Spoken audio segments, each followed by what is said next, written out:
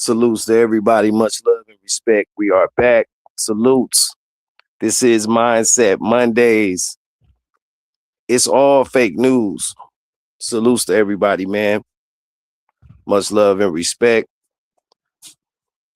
Happy to be back. It's going to be a nice show. Salutes to everybody. Much love and respect. Make sure y'all hit that like button for us, family. Please like, share, and subscribe. Support the channel. Salutes to everybody. Now, tonight's stream is It's All Fake News.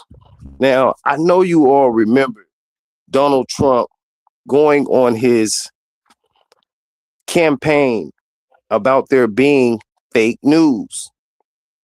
Now, the fake news campaign was apparently put together to combat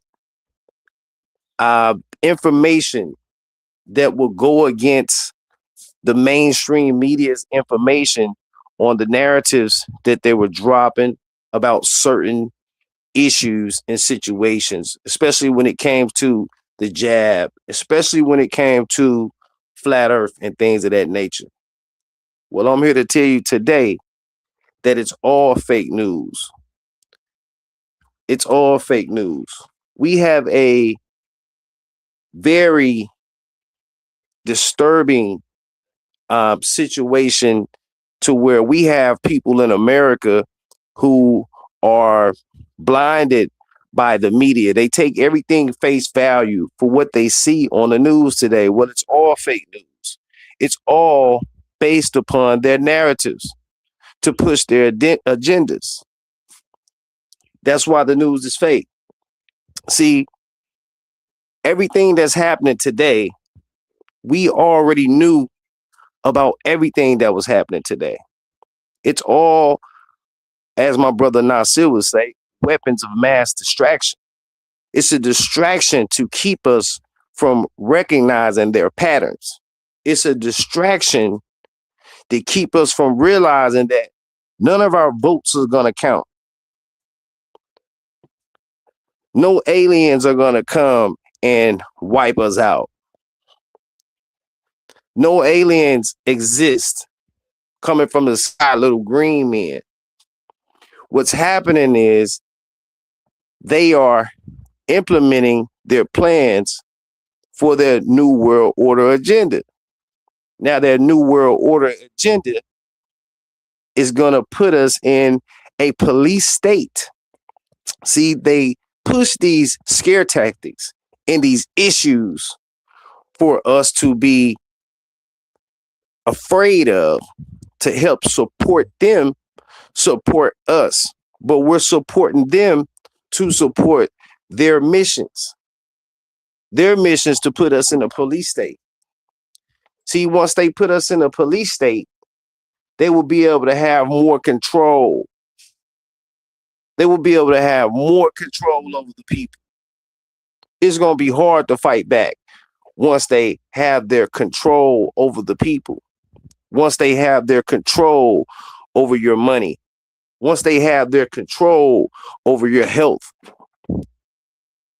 they've already controlled the way we eat, our food supply, our water supply. They're pushing for more control, which is going to tie all of these things together, my people. Okay, now the media, the world is a stage. All of these politicians, everything that's happening in the media, we're looking at these psyops. They got psyops to help push their agendas. There will be a mass shooting, and they will use those mass shootings to support their narratives, to support their agendas. All of these people, from the politicians to these news anchors, everybody's an actor. It's a lot of niggas who think Donald Trump is cool. Donald Trump loves the black people. Donald Trump's doing more for black people than any president ever have. All of this was to help support their narratives. We had the Joker first. Trump is the Trump card. See, they playing a game with us, and we don't realize this, and they playing right in our faces. And we're taking everything that we see on the news for face value, when nothing on the news is face value. Nothing on the news is true. Everything on the news is to sway you from being able to be aware and pay attention of their agendas that they're pushing. Donald Trump told us on the news that he didn't know anything about the 2025 plan. He didn't know anything about the 2030 agenda. Well, why is everything that he's doing is supporting that he does know about these things? It's all a lie. See, what we should have been doing was not paying any attention to any of this shit. That's the definition of not participating. You understand what I'm saying? Because the law of relativity kicks in. And the law of relativity states that space and time are not absolute, but interwoven, flexible concepts that depend on the observer's motion. It depends on your motion while you're observing these things that you are being told throughout the media. If you don't pay attention to it, then they wouldn't be able to manifest their destiny. But because we are giving our attention, our energy, our money, our mind, our thoughts, our feelings to what's being pushed upon us in the media, this is why they're able to manifest their destiny. They don't have to physically govern you.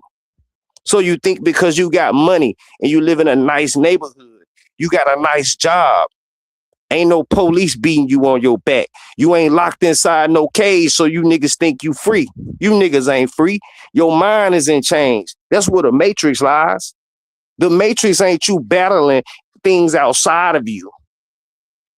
The matrix is you battling these chains inside of your mind. And as long as you're following the narrative that they're giving you while they're governing your mind, the government, if you trust the government, then you will forever be stuck in the matrix. Knowledge of self is what's going to free you. The kingdom of heaven is within. In order to get to the kingdom of heaven, you have to first know thyself. And I don't mean no physical place heaven. I mean being at peace. I mean being free. This is going to go over a lot of people's head, because there are so many people who are in fear. We got all these religious people.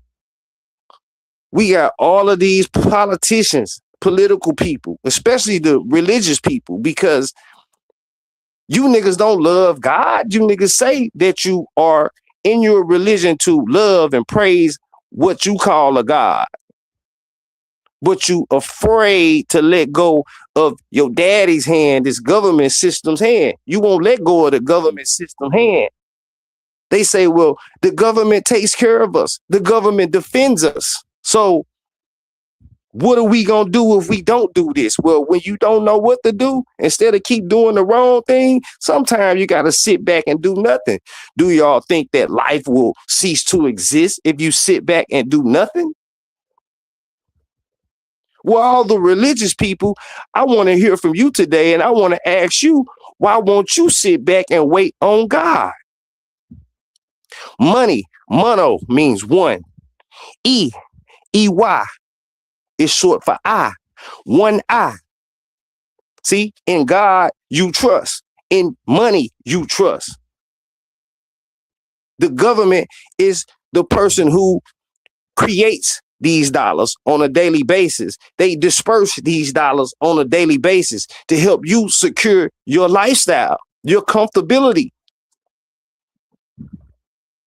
Money is your God. They know that.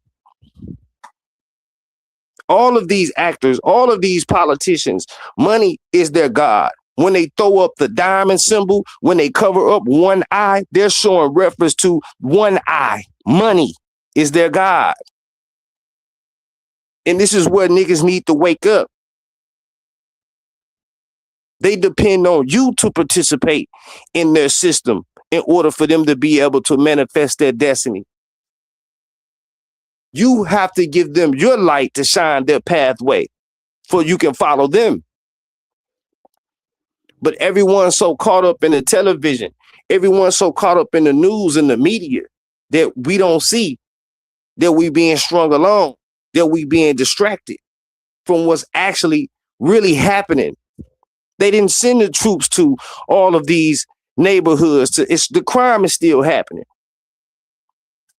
They said that they was sending troops for the immigrants. They said that they was building these facilities for the immigrants. I told y'all that shit wasn't for these immigrants. It's for anybody who go against the system. And they told you that.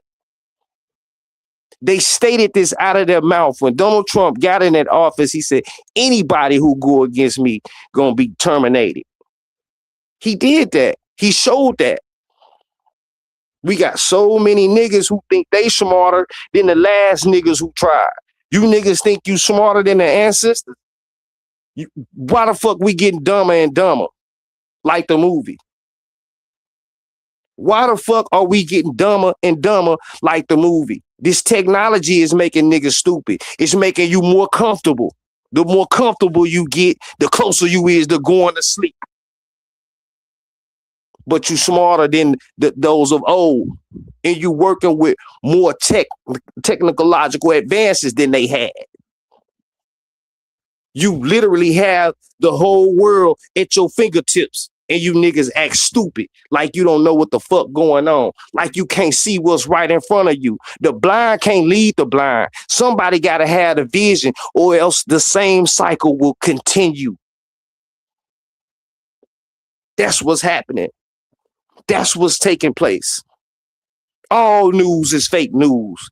Even the things that do happen, they are strategically selected to give you the real news that's happened in a form that's going to help support their narratives.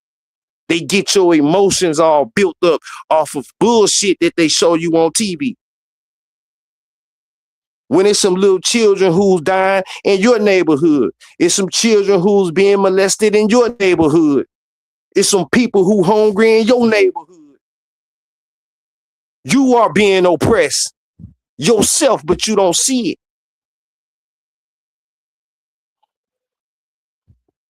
Because you ain't got a chain on your neck. You got a shock collar on. You think you free? Try to book a trip and go somewhere where you ain't supposed to be at. You can't go wherever the fuck you want to go. That's because you a slave. Some slaves got more privilege than the other. Malcolm X told you it's called the house nigga and the field nigga. And right now we have a problem in America. We have a war between niggas and black people. It ain't gonna change until you wake the fuck up and get the fuck up off this news shit, off what the media telling you. They all paid actors. Everything that we finding out today is fake. What are you gonna do? Wait until you find out the next thing's fake? The next thing's fake?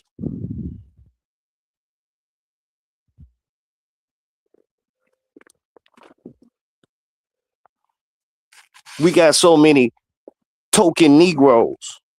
They token Negroes because they sold everybody else out for the dollar.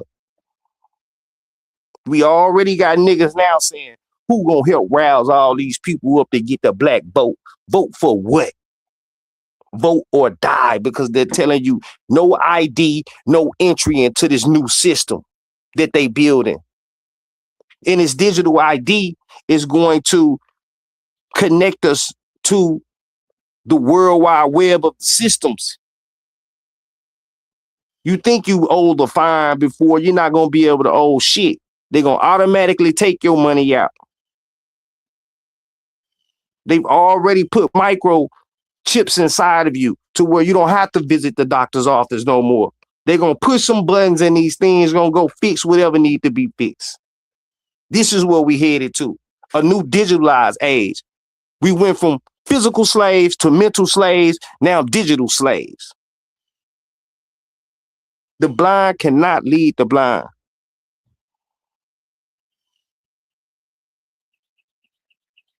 Like I told you, the law of relativity is space and time are not absolute. So we're thinking that these things are just happening. All the news narratives that we receive are by chance. No, they're by circumstance. They're giving them to you. Why do you think that we've been saying for the last 40 to 50 years that we don't want to go to war with Iran? Well, the time came. If you got to punch in at work at 6 o'clock, shit, it's 5:59, nigga. Matter of fact, it's 6:05. You late. See, we're giving our trust to a system that don't give a fuck about us. Why wouldn't you trust the nigga who was just where you trying to get to, telling you that they don't give a fuck about us?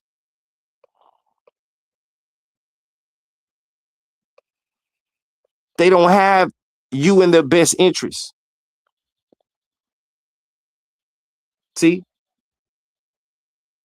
it's like these niggas who we got a war between black people and niggas, right? Because black people think they got a special place in Donald Trump's heart because he'll fuck a black woman or he can't tell a black woman she's sexy, or he like to hang out, and what he do with Kodak Black, smoke weed with him. You think that make that nigga love you because he want to run around like a fucking tyrant or a king? Y'all the only motherfuckers kissing his ass, you and the Proud Boys.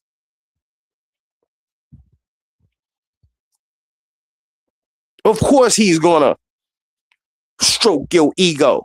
I don't want a nigga stroking shit on me. That'll get you fucked up. No diddy, nigga.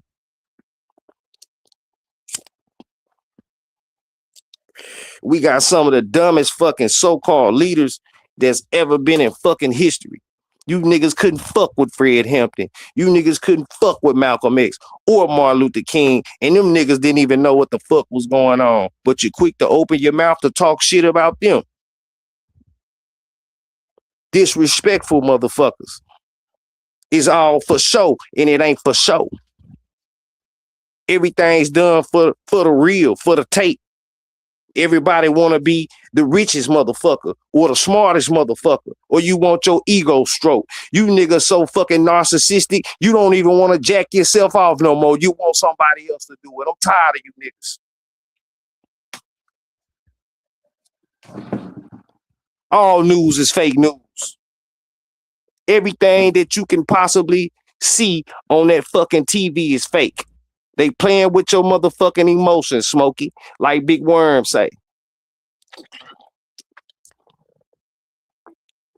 And niggas don't get it. Niggas don't get it. You can't see that what's happening right now, they're manifesting their destiny to fulfill what they call a prophecy, which ain't no prophecy, which was planning. And then we got stupid people sitting up there saying prophecies being fulfilled. No, nigga, it's going according to plan. Stupid man. It's going according to plan. They are manifesting their destiny. How can somebody tell you what play they finna run and then run it on your ass? You got to be stupid. All of the so-called conspiracy theories have ended up to be true. What you waiting on next? They told you what they was doing to them children over there at Disney with Epstein. You didn't believe that. It ended up being true. We got flat earth evidence showing up. Turns out to be true. The jab evidence showing up. Turns out to be true.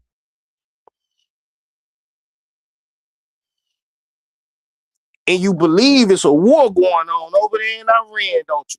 They playing with you niggas' mind. This is the war of Armageddon. The battle for the hearts and minds of men.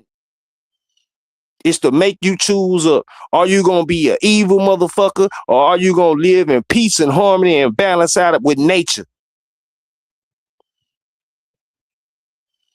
It's coming to a time where both can't stay. One got to go. And you being led blindfolded. Blindly being led into destruction.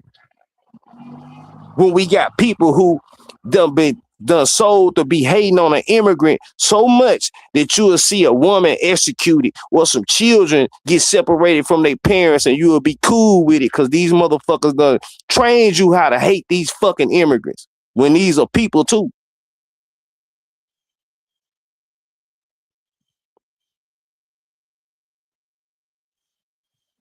Talking about these motherfuckers is stealing your jobs. You niggas don't shovel shit. You niggas don't work on farms. How the fuck they gonna take your job when y'all niggas ain't even in the same league competing for the same fucking job? Them 500 jobs that y'all do work the same, nigga, so what? We have turned to fourth class citizens in this country. We've turned to fourth class citizens in this country.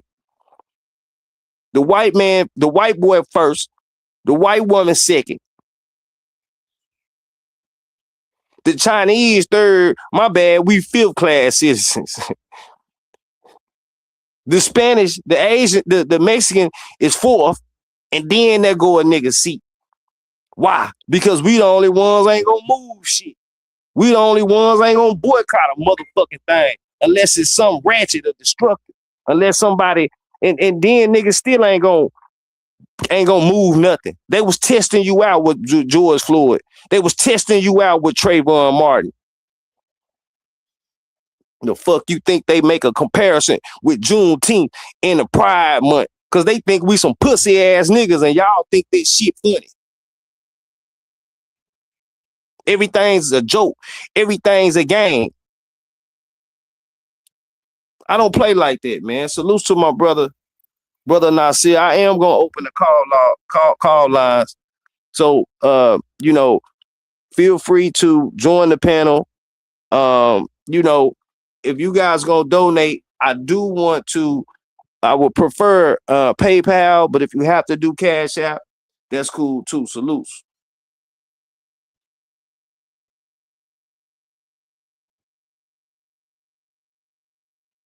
Oh yeah, brother. I'm all with the farming too. I've been doing this farming for a while, but I'm saying working on farms. Mexicans go work on white people farms and black people farms as field hands. Niggas don't apply for jobs as field hands. Niggas get their own farms. Ain't no competition in that. Salutes, good brother. How you doing? You can give us a mic check.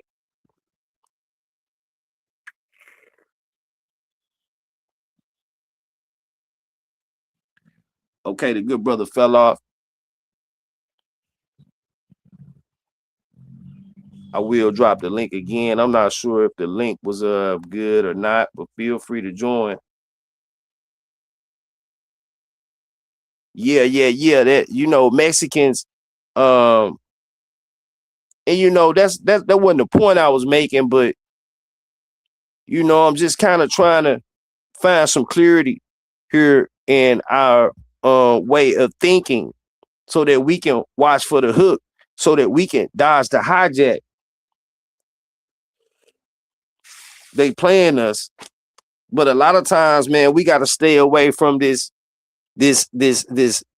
what's being fed into our minds. What's being fed into your mind is what creates your reality. Your diet is bigger than just what you eat. Your diet is also consists of what you consume into your mind.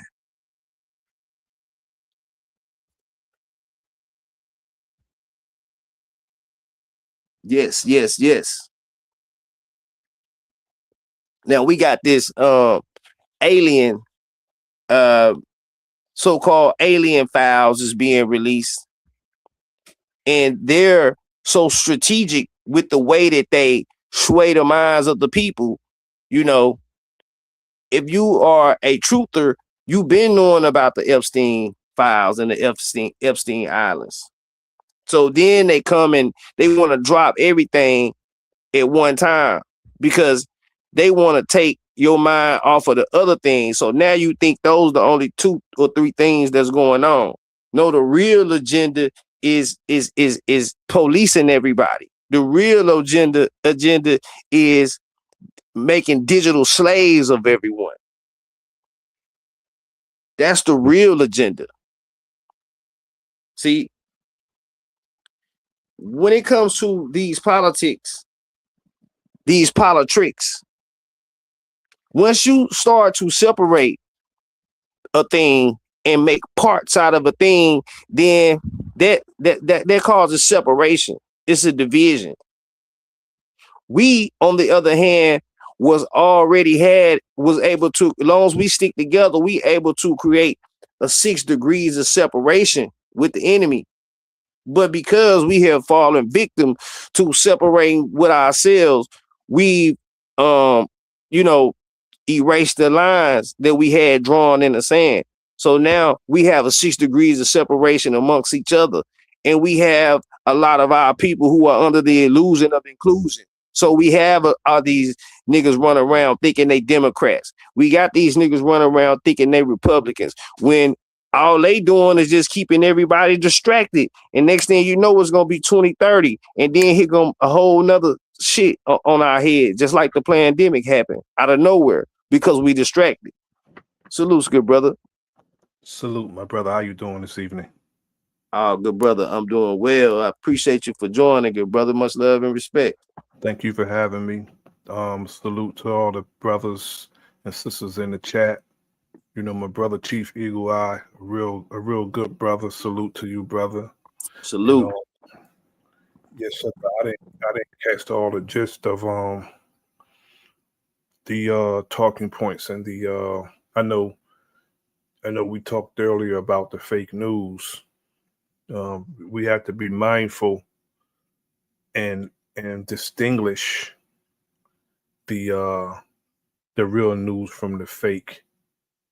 You know what I'm saying? We have to distinguish the two, because a lot of things that they say is fake is real, and a lot of stuff that they say is real is fake.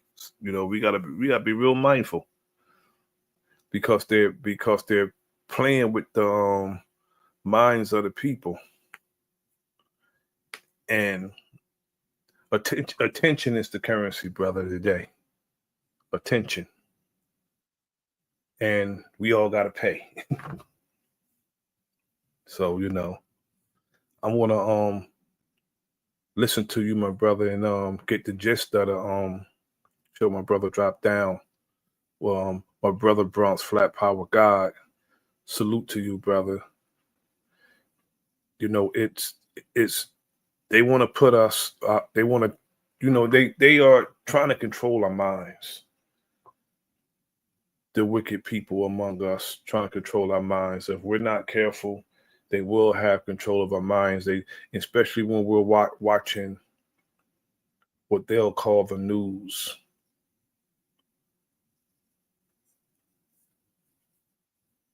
And that's a fact.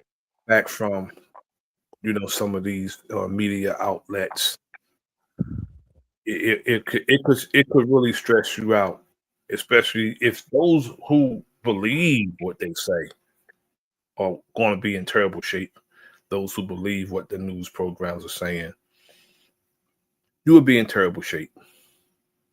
And that's crazy, because you know a lot of the elderly, you know, are watching the news, man, and their emotions are in an uproar, and you know they giving their time, their money, their energy, their emotions to everything that they see on the news, but they don't understand that everything that's being placed on the news is to fulfill their manifestation of their destiny. It's not prophecy, it's planning.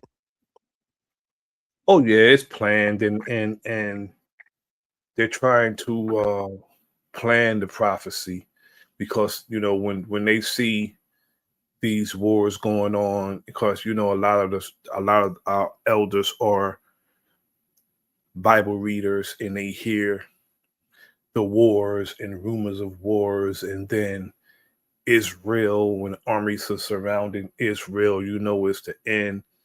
You know, we just have to be mindful. Just have to be mindful. Overall mindful. Because that's a fact. things could be done, you know, weapons of mass distraction, brother. things can be done to throw us off on what they call prophecy is. Because let me tell you, you got Peter Hegseth quoting scripture, even though he quoting fake scripture. And then you got Donald Trump quoting scripture and doing all they're doing, saying it's God's will. And the only profit between the two of them sits at the Strait of Hormuz. They want to make a profit with their prophecy. They want to make a profit because there's a lot of money to be made. And Donald Trump is tried to sue the federal government for $10 billion for revealing his finance records. He's trying to sue them, and the judge threw it out, saying that he can't be the victim. He can't be the plaintiff and the victim and the prosecutor at the same time, because if you are the victim and you are running the Department of Justice, it's a conflict of interest. That's a fact. It's a conflict of interest. It's a conflict of interest. How you run the Department of Justice, and you want to go to the Department of Justice. You know what I'm saying? You want to sue the Department of Justice when you run it. Right. And they leading us to the upside down world, because these politicians are supposed to be public servants. So we should be able to see his financial records. But what they're doing is making themselves private and making us public. Yes, We're sir. supposed to be private. So they're making us public by policing us. And we right on the brink of martial law, and people don't even know it. That's the crazy part. And the crazy part about that, some of our people are willing to give up their rights. Some of our people rocking with what these politicians are doing. See, you know how when you speak out against one politician, they automatically put you in the other party. But neither party is mine, bro. I don't mess with politicians. I can't stand politicians. I can't stand politics at all. Because it's nothing but a bunch of bloodsuckers of the poor looking to get their next bag and control the people. And I don't understand why our people don't see that both sides of these coins are just trying to control us. I don't understand why we don't see it. Those of us who don't see it. I know brothers like Bronze Flat Power God and Chief Eagle, I see that these people, they want to control us. They want to control every aspect of our lives. And the crazy part is they want us to like it, and some of us do like it. We look and we see how they're breaking the law to get their desired results. And we're saying what they can't do.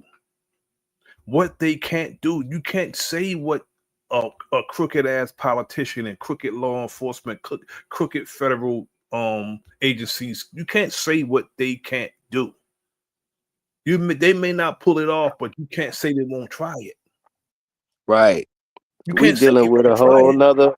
We dealing with something else. We dealing with a people that's not like us. We're the most kind-hearted, considerate people who steady being struck, and we won't strike back. But we dealing with soulless beings. We dealing with people who don't have any compassion.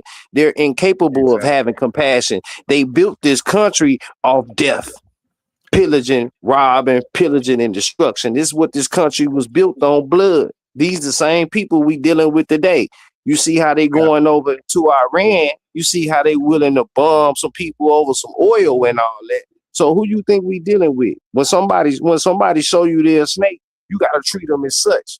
And see, by us listening to these narratives on the news and believing these fake news narratives, see, we once again the blind leading the blind. You know, some of our people think, okay, you know, we're Aboriginal, we're indigenous to this land. You know, they think that because we find that out, it's the truth. And because we found that out and it's the truth, we think that truth alone is enough to get us our just due and justice. We think that truth is enough. Like, we can go to the federal government, we can go to the courts, we can go to the United Nations and say, well, you know, we just found out y'all stole our land. We're the indigenous people to this land. We've been reclassified this many times, and we are the indigenous. We are from the soil. Like, they gonna just put their hands up and say, okay, y'all got us. You know, we gonna pack up. We gonna give y'all just due. We're dealing with a lawless ass people at the apex of lawlessness, and we think truth alone is going to get us any type of justice. We are mistaken if we think that. That's a fact. What people would do for oil. We see what these people would do for money. We see what these people would do for land. And you think that they won't. Some of us think they won't do the same thing to us. Some of us think they don't believe that they did. Like, I killed your daddy for this land, but I'm gonna give it back to you. You know, just rock with me for a minute, and I'm gonna give it back to you. Like, you know, this is insanity for us to keep doing the same thing. Yeah, salute my brother Greedy, Bronze, Chief Eagle Eye, salute. You know, this is insanity. We continue to do the same things over and over again, but we looking for a different result. Somehow these niggas today, who are not even the same sense of a man as they was at one point in time. See, we are more comfortable today than those people was in the beginning. But like I said, it's not so much of the system that I have a plight with. I have a plight with my skin folk that ain't kinfolk, because they helping these people push the narrative and making them think that we cool with this shit. So if there's a battle between the black man and the nigga in America, that's the most important battle that we have going on today. That's exactly my same sentiment, bro. We making them think that we are cool with what they're doing and that we are willing and susceptible to all the things that they're doing to other people. They looking at us. I mean, we talk about the tethers and the people who come here disrespect and undermine us. We cannot forget about the original tether.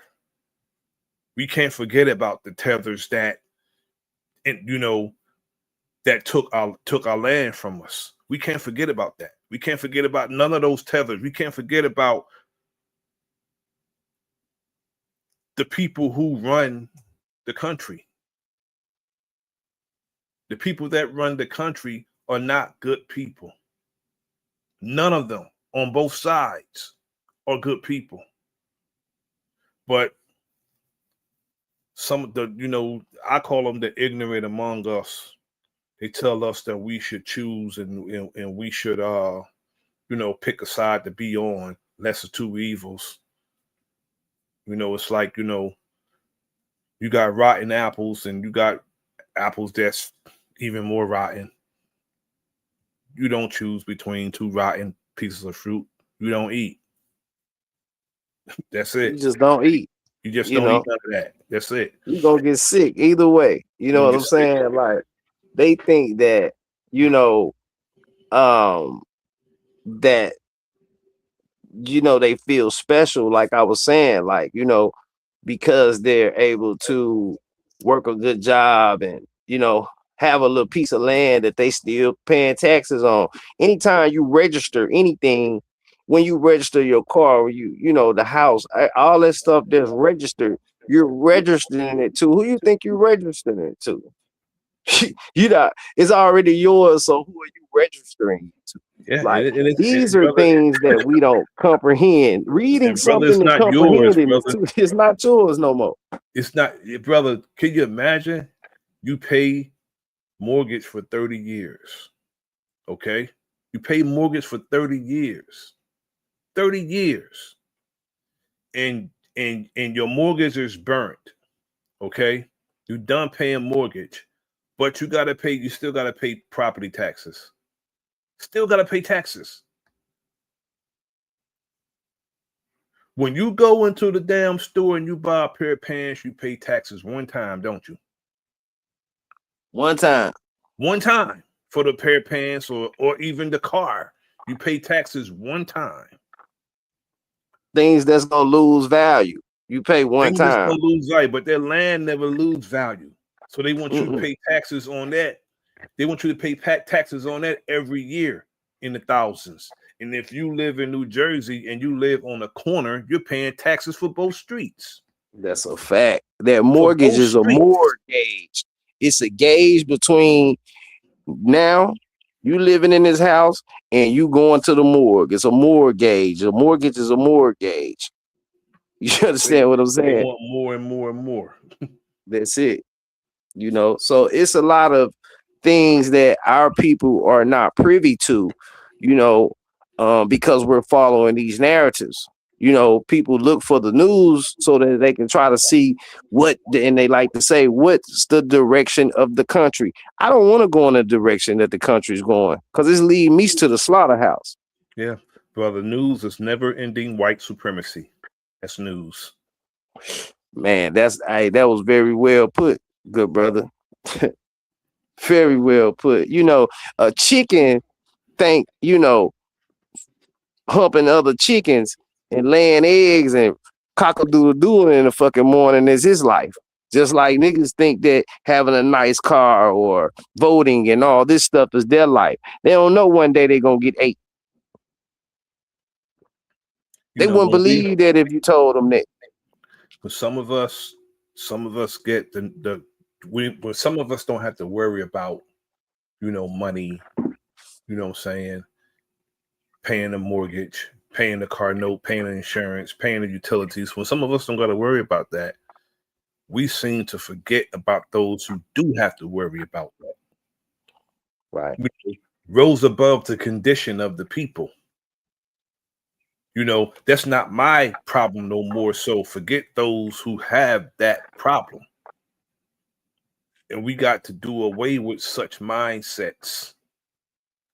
You want to climb up, but then after you climb out, you want to grease the motherfucking wall so nobody else can't climb up.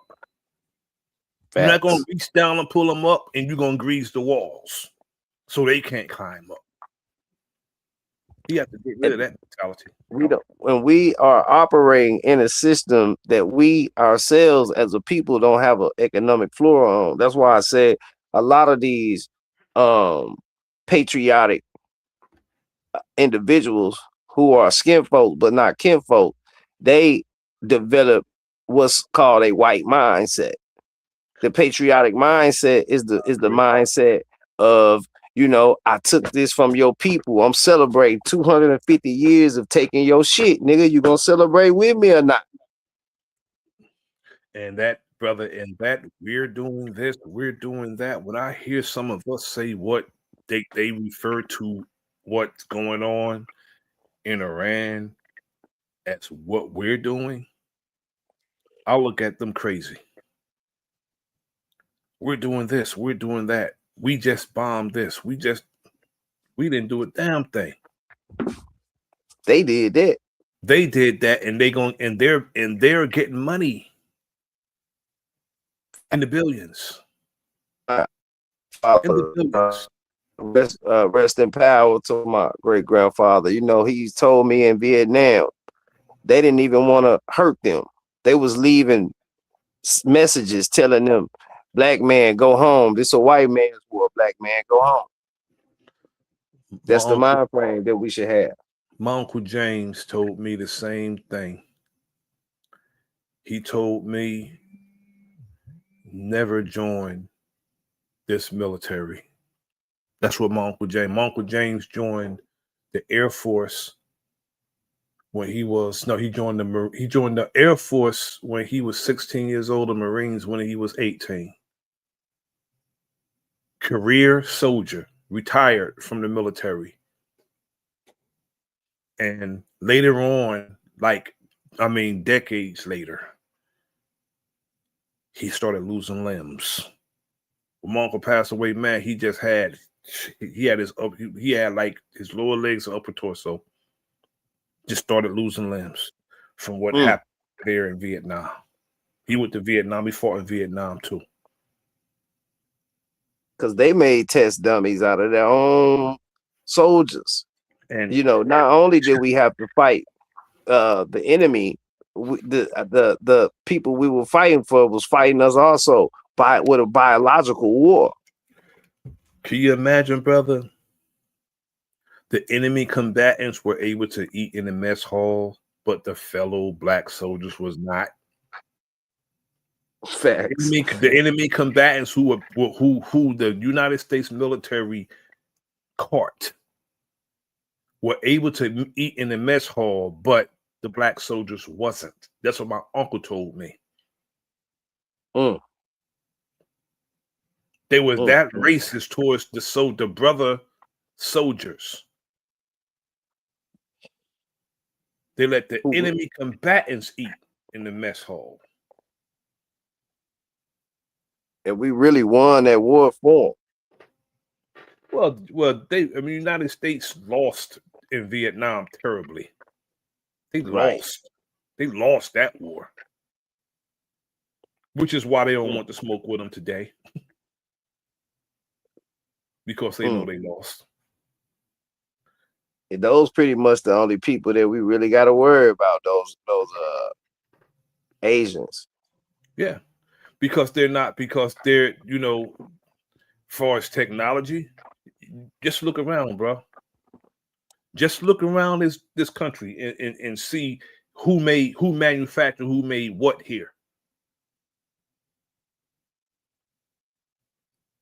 Most of the shit we on, they made. Facts.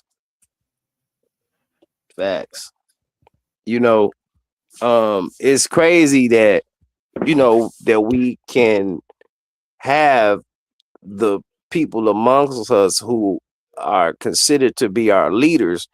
They're gate guards. They just guarding us from getting through those gates. And that's why I say that our biggest enemy are those amongst us who are pushing the system forward, who are pushing the powers that be, and helping them manifest their destiny. That's who our biggest enemy is at this point. We can't even take a stand until we get those individuals out of our way. I agree. That domestic enemy is the main problem, because the enemy outside of ourselves can do nothing with us. But it's just that they make sure it's somebody who's gonna be a hurdle for us. And the main hurdle be those among us. They make sure of that. And they won't nobody will be put in any position except if they're a hindrance to us. It's the only reason they'll be put in a position. Now, can you imagine, brother? I'm not gonna say he was one of us, but they called him one of us, had the highest office in the land, and was powerless. Barack Obama was powerless as the president, bro. Powerless. Right. But when Donald Trump came, he had different aspirations. See, he said he claimed to be this patriot and want to make America great again, this and that, but he's been lining his pocket and using the American government as his personal piggy bank, making deals abroad and everything, all kind of deals abroad, and getting paid. If you look at his financial records now, for what money he had to what he have now, not pocket watching, But when you robbing the nation, you robbing me because I'm a taxpayer. You're robbing me too. Oh yeah, can you hear me, good brother? Yes, sir. Oh yeah, yeah. You know, that's all they've been doing is this has Give me been a about big 3 money minutes, brother. grab. I'll be right back. Give me about 3 minutes. Okay, good brother. Yeah, it's been a big money grab. They've secured a lot of oil. They've secured a lot of fear factor investments from the so-called citizens of America to help them push forth more policies. They're using this fear-based strategy to help them secure their police state. You know, the people want to be protected. They're also using this fake alien invasion to, you know, get the people on their side so that they can be able to keep them secured, for say. You know, we're going to need more homeland security. So the more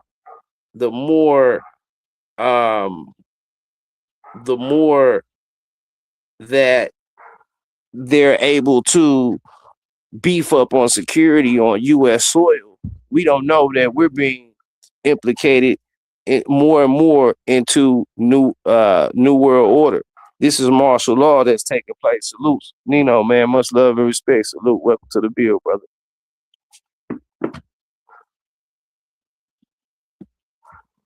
This is crazy, man. You know, we gotta wise up. You know, we got our elders in our community who don't see no other way, because what we're doing is, if we can't beat them, join them. But they're not letting us join.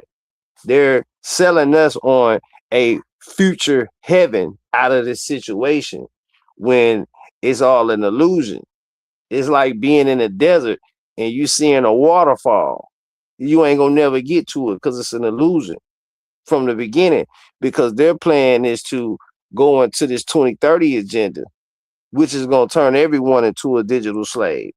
I don't care what color you is, because Israel is running this thing. They were called the synagogue of Satan. They came to bring destruction on this earth and to drain the energy in the pockets of all the inhabitants on this land. That's what they came to do. Salute, bro. If you want to interject, feel free to do so. It's just me and brother Nasir right now, but I'm pretty sure we're gonna have a few more people join us. Salute.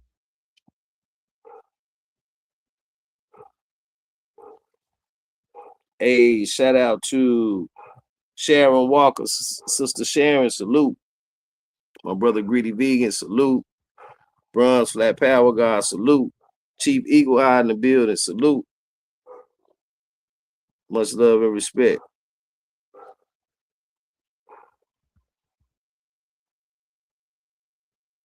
Yeah, man. You know, this fake news situation, all news is fake news.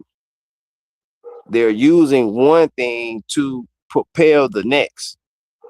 So don't think like, you know, they're giving us something when they're only shadowing the next thing. It all go hand in hand. It's just like Coke and Pepsi. There really is no competition. It's all just to get you to take a side, to pick a side. It's just like the left and the right wing. It's the same bird. They got our children thinking that they're going to be able to grow up and end up being the president of this country, selling them on that dream. A lot of people are satisfied with the way this system going, so they think that they can get inside the system and change it for themselves, which is an illusion within itself. It's not going to happen. It's a falsified dream, the American dream. That's why everybody sleep. Then we got this woke culture. Everybody's woke in the age of information. This is the age of information. This is the age of awakening. So everybody's woke In order to ascend in this day and time, you have to become aware.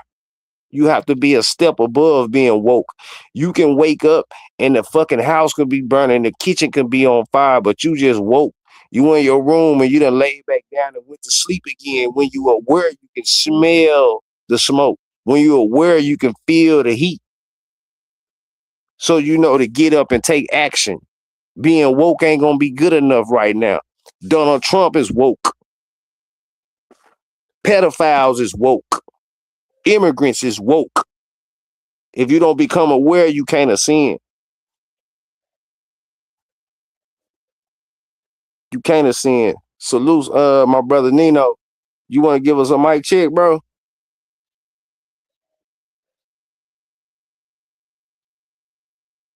Take your time, man. You can unmute when you get ready.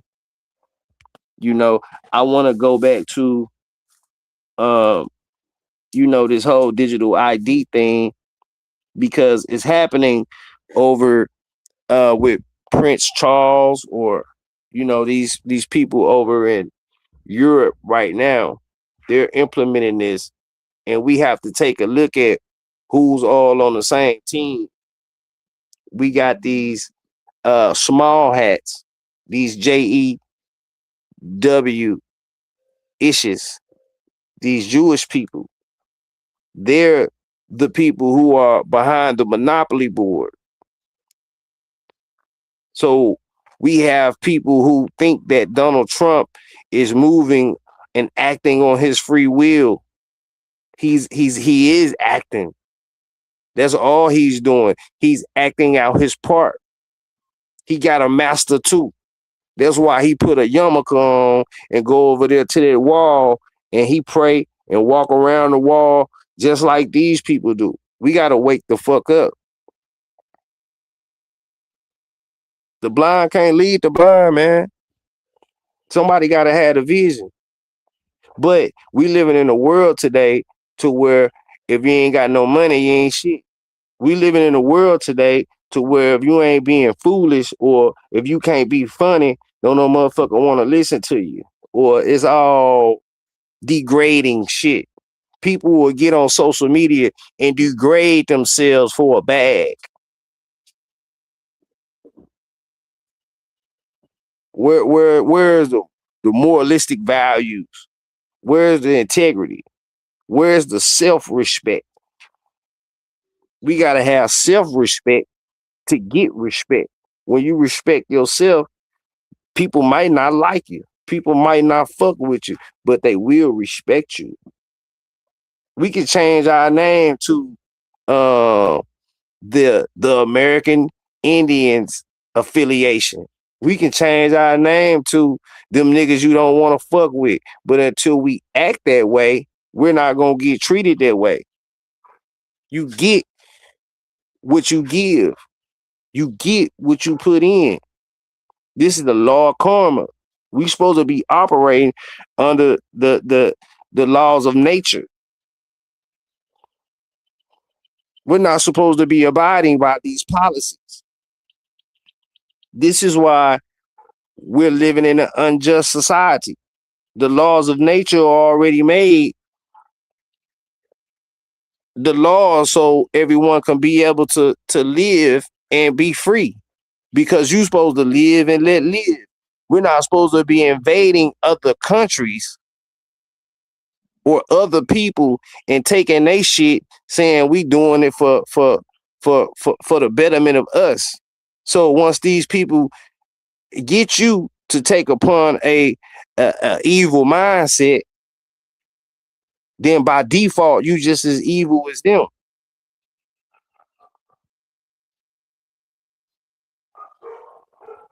The universe don't reward how you think or how you feel. The universe rewards action. So by you casting your vote, giving your energy and giving your soul and paying your money to the people who are perpetuating destruction on this earth, then by default, you in line with them. So the universe recognizes that. But it's all about a dollar. It's all fun and games until somebody get hurt. It's all fun and games until this shit show up on your doorstep. It's all fun and games until your ass is getting hauled tied and threw inside a concentration camp because you owed a fine or some shit under this digital system. Because these computers don't have no compassion. Once the digital ID system come into play, you're not going in front of a judge and pleading your case. The computer is going to read it as such. It's going to be black and white. And it don't matter who the fuck you is. If you got one penalty, you're going to have to pay. You see how that work? This is what we dealing with. So the best thing to do is to wise up. Yes, sir. We have the lawless enforcing the law, brother. You know, lawless enforcing the law. If we just take a look at all those who are charged with enforcing the law, most of them don't adhere to it themselves. Most of them. From the what you call it, from the executive branch all the way down to municipal, most of them don't adhere to the law. I agree. So I wanted to ask you a question. I'm sorry, good brother. I didn't mean to cut you off. No, I was done, brother. Yes, I wanted to ask you a question. So for those amongst us, because I'm seeing these shorts and the videos of, about gathering the black vote now. And a lot of people would come up and they would say that, we got to start from the bottom and we have to, vote locally and try to get in office locally. And in my good mind of being able to think and being able to comprehend and decipher the difference between reading and comprehending, for me to have understanding, to be able to understand things and being able to take that process to do so. How do you feel about those who feel like that we can infiltrate this system and take this system over? What's your thoughts on that? Well, if we do, the system will have to be like you said, the system is working according to how it was designed to work. So therefore it cannot be politics as usual. Can't be. Because if it's politics as usual, that we won't affect no change. And a lot of people, when they get into politics, you see them on a local level, they're grassroots, they're about the people. And once they rise up the ranks in politics, the more and more they rise up the ranks in politics, the more and more corrupt they become. The more and more payoffs they start taking. Then they start taking money from AIPAC and all of them. And then they no longer serve the people. So we gotta be mindful of that, because when Cory Booker was in Newark, there was a different Cory Booker in Newark than the Cory Booker we see today as it's a senator, congressman, senator. So I agree with the brother, Chief Eagle Eye. It won't work because that's the way the system was designed. It was designed to work the way it's working. You know what politics is? Politics means bloodsucker. Poly is many and a tick is a bloodsucker. And they're bloodsuckers of the poor. You name a politician that's not a bloodsucker of the poor. They get taxpayers' dollar and they get paid to not serve the people. And they serve their constituents. That's who they serve, their constituents. So, that's a fact. I don't like politics. I don't like politicians. I don't like politics. None of them. I'm with you on that, good brother. I think that they are all in this one big game. And, I just hate that, we can't look for any type of information outside of what we see on the news. I just hate that, you know, a lot of people speak on having discernment and things of that nature, but it's a false perception of what discernment is because, you know, look at Donald Trump. He faked getting shot at twice now. I mean, Kennedy was hit from football field away. You know what I'm saying? In a moving car. Yeah, I've never seen so in much a moving car. I never seen so much incompetence in a damn sniper in my life, bro. Yeah. somebody paid a volleyball coach to put a hit on a nigga, man. What's going on, man? Because it's all about the self-aggrandizing, want to be known as the president, this Teflon Don persona that he's been putting on for years. He's been untouchable when it comes to his corruption. I would say that if you go all the way back and you watch Donald Trump, if you watch that documentary, the documentary Grifter in Chief, this man been the way he is. I believe the first thing Donald Trump ever acquired was stolen. Right. I believe Donald Trump was stealing crayons. Yeah. Coloring books. I guarantee you that motherfucker was stealing coloring books and crayons. That's how long he been stealing. Yeah, it's baffling, man. You know, how some of our people, because and they don't realize what he's doing. Ever since Obama came in, they was targeting the black man. So we got to look at who they have up, who they done had up. So they had Donald Trump. They got a bad reaction from Donald Trump, Trump's character. And then they put in Joe Biden, who they put up Trump up against again to make the people vote for him again. So Obama, Trump, Biden, then Kamala Harris, a so-called black lady. And then you see what I'm saying? So they've been targeting the black vote. See, we got comedians and rappers who coming out, vote or die, basically, that is a true statement. Because if you're not choosing one of these sides, you probably won't physically die, but your character will be assassinated.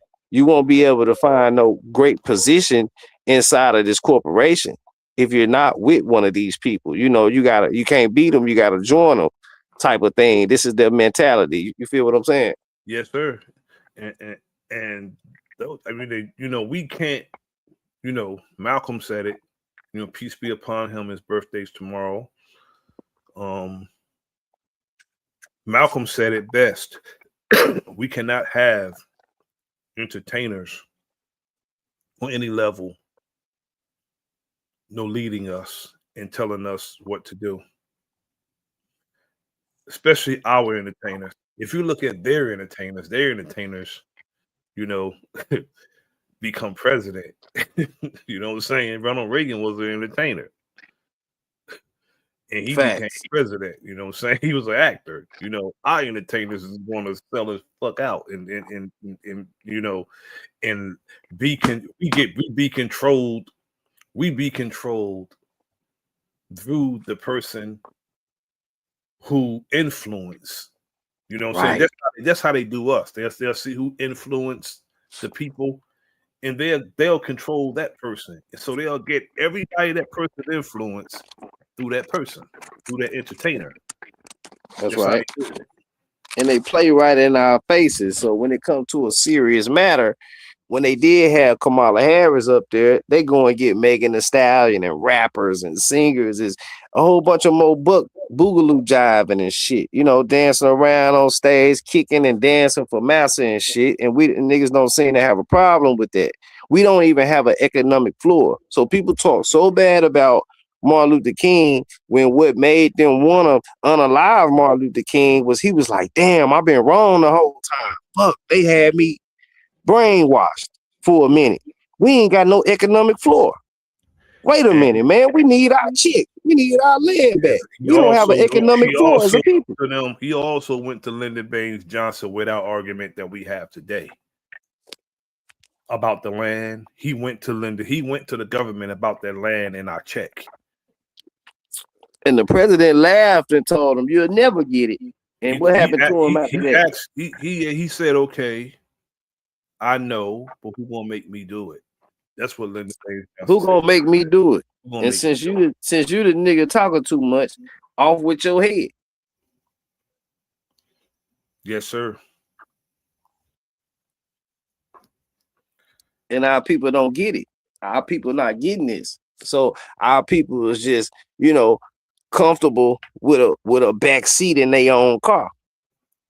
I can't be cool with a motherfucker who stole my car, man, and they don't drive me around. If it's a limo, I'll take it's a limo. Yeah. I can't be cool with this shit, man. This is my bike. Even when I was young, man, I wouldn't let nobody steal my bike and make me hop on the pegs, man, on the handlebars, man. That's just insane. That's crazy. But this is what's taking place. So we feel like we getting sold on this heaven situation. We getting sold on it's gonna be greater later. What about now? Why do I have to die to receive what's for me?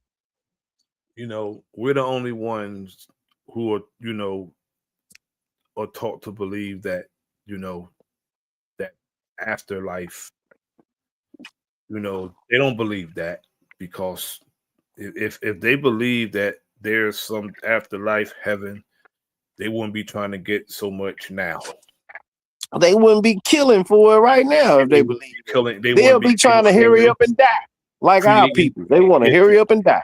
Creating generational wealth, brother. They won't be creating generational wealth, worried about what they're going to leave their family. Yes, that's right. They're leaving heavens on earth while they dying to live and we living to die. Yes, sir.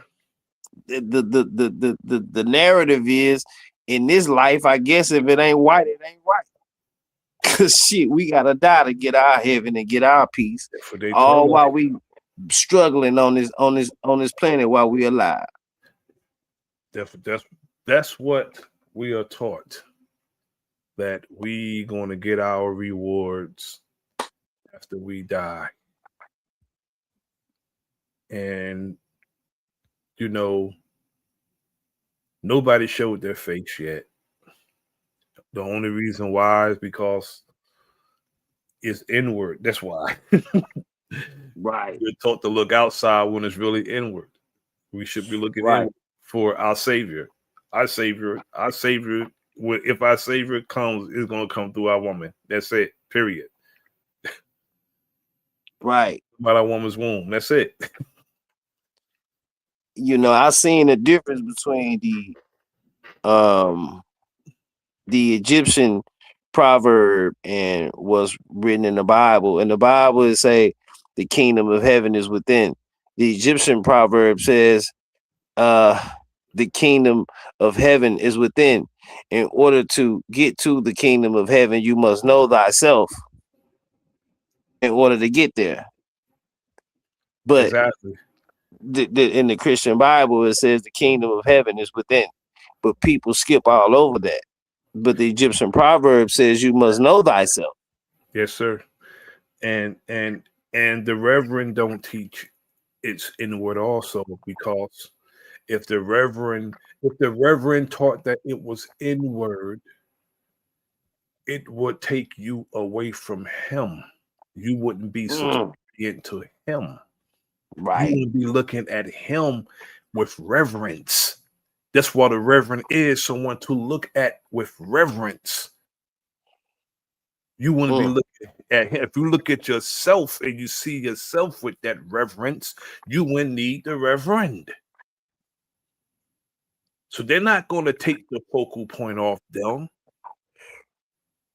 Right. To be, to be the father, the one with the reverence. That's messing with his bag. Not going to happen. Man, it's messing with the bag. And all the elders believe Will a man rob God? That's what the Reverend asks you when you don't pay them tithes, bro. He asked you that, bro. He stand up there and ask you that. Will a man rob God? He telling you if you don't pay your tithes, you robbing God. Knowing damn well that money ain't going to no God. Right. Well, you know, he see himself as that. He see himself as that. He got the right idea, but he teaching you the wrong one. Right. It's that's what this black and white checkerboard thing is about. It's in black and white. When they say black and white, we looking at the black words on the white paper. No, it's in black and white in terms of energy. It's in good and it's in bad. That's what black and white mean. See, it's a lot of things that we don't comprehend that we figure because we know we can read that it stops at reading when we should be comprehending these things so that we can understand them. Then once we're able to understand them, we can be able to teach our own. But then we sending our children to these school systems, which is spool systems, which a spool of thread is designed to wrap you up like a mummy and hold you back. That's what it does. That's why it called the education system. That's why it's called that. It's a system, and it's a system with a curriculum. You can't go outside it either. You can't go outside the curriculum. It's a system with a curriculum. You got to stay inside the curriculum. And in order to become elite in this system, you have to show that you are following their structure and that you're going to be a good candidate for their role. You got to be a candidate for their role. You know, you can't even get you have to in order for you to teach in the education system, board education, wherever state it's in, you have to get a teacher certificate. That means you are successfully passed, their curriculum, and that enables you to teach what they allow you to teach. Now, facts. I believe it was the Rockefellers that created the entire curriculum for all states, the curriculum for what's going to be taught in the schools. Yes. And when knowledge is infinite, when knowledge is infinite, but you have a curriculum, things that you can't teach, and things that you really need to suffice you is sold to you. That education is sold to you. Yes, it is. And they allow you to teach things that they're not privy of, like metaphysics. So if you versed in metaphysics, they're not versed in metaphysics. They astronauts, doing this fake, going by the moon, like, type thing, when we supposed to be astronautical travelers. See, the dimensions in the mind, these 33 degrees is in the mind. That's what these master masons have learned. So we're supposed to be interdimensional beings. We're supposed to know how to travel the dimensions inside of our mind. They talking about the fourth dimension, the fifth dimension, and all this, and then they selling it to people like they're other physical places. Well, these are dimensions of the mind. Brother, you know how many medical books I have, brother? I have so many medical books that I've read. So many medical books that I read and I know and understand. Right. And because I don't got a certificate, I got the same information. I have the same information. I'm not certified. Yeah, certified. I'm not certified, though. You know what I'm saying? But I have the same exact information. Can you imagine you spend your money on all those books, the same exact books, bro? And you're not certified. But see, the RZA didn't even graduate high school. But the RZA is able to teach a college course in metaphysics because they know he versed in metaphysics. They know he really have an understanding of the metaphysical planes. So he's able to teach on a college level metaphysics. But they allow they'll allow people with a certain prestige to do that. You know what I'm saying? Because if the brother was in my position, he would have never been able to go into college. I met that brother. He's a good brother too. Yeah. RZA. He came to the last show my wife and I gave. The RZA came and he brought some children with him. That he was like, you know, he had a team thing that he do with the children, and he brought some children to our show. The last show we did. If the RZA was just the RZA that's a lab tech, you know what I'm saying? He wouldn't Right. be able to he wouldn't be able to go to no damn college, and he's the RZA, he's famous, and he has he's in a certain tax bracket. The man has done movie scores and got paid millions of dollars for movie scores, and he's famous. So Right. of course he can go. You know, Pop could have went into a college and spoke. I spoke Right. at this. Right. No, that's a fact. I spoke at colleges. They no problem speaking at colleges, but it wasn't like on a collegiate level. I was invited to speak to a certain group of people. That's You know a what I'm saying? fact. But I wasn't teaching no class. They wanted to hear somebody from, the NOI speak, put it that way. Right. Oh yeah, they very strategic with it. You know, and once they took my monetization on all platforms. And soon as they took my monetization from all platforms, they come back and send me emails to tell me they want me to teach spirituality on school. Well, why would I teach spirituality on your platform when I was already teaching spirituality on my own shit before y'all took my monetization? You see how they try to remanufacture the machine? Yeah, they want see the thing is they want to control you. That's what it is. Right. They're afraid that that you may have people that will gravitate towards what you're saying in Right. droves, in a large number. They want to Right. control how many people speak, listen to you. That's what it is. Right. And see, that goes back to the fake news, because if they're pushing a narrative, as soon as you say something that's true, that's facts, then they come and hit you with, oh, that's fake news, and they penalize you and they flag you with it, even though it's true. And But you then know they what, come though? right back and teach the fake news. But you know what, though, brother? They would never say that what you're saying is not the truth. They won't say it's not the truth. They'll probably call it fake, or they'll probably say you are violating community guidelines or misinformation. Well, Right. it's really the missed information. Mm. It's the missed information, and the information that the people missed that you're trying to give them. See, I know Right. their wordplay. Right. They'll never say that you're not telling the truth or that you're lying. They'll just try to silence you and not allow you to speak. Put a virtual hand over your mouth and not allow you to speak. That's what they'll do. Because if they say that you're lying, they have to explain to you what you're lying about. And that opens up a conversation. Then they'll be busted. Right. Never say you're lying. They'll just Right. try to silence you and call your names. You're hateful, or you're anti-Semitic, or you whatever. You know what I'm saying? But they'll never say you're lying. If they say you're lying, it opens up a conversation to what I lied about. If they can't say what you lied about, there's no way you can't be anti nothing telling the truth. Right. That's a fact. You're anti whatever you is. If you're lying on a person, then you're anti that person. But if they can't say you're lying with truth, there's no way you're anti anything or anybody. Not for speaking the truth. No.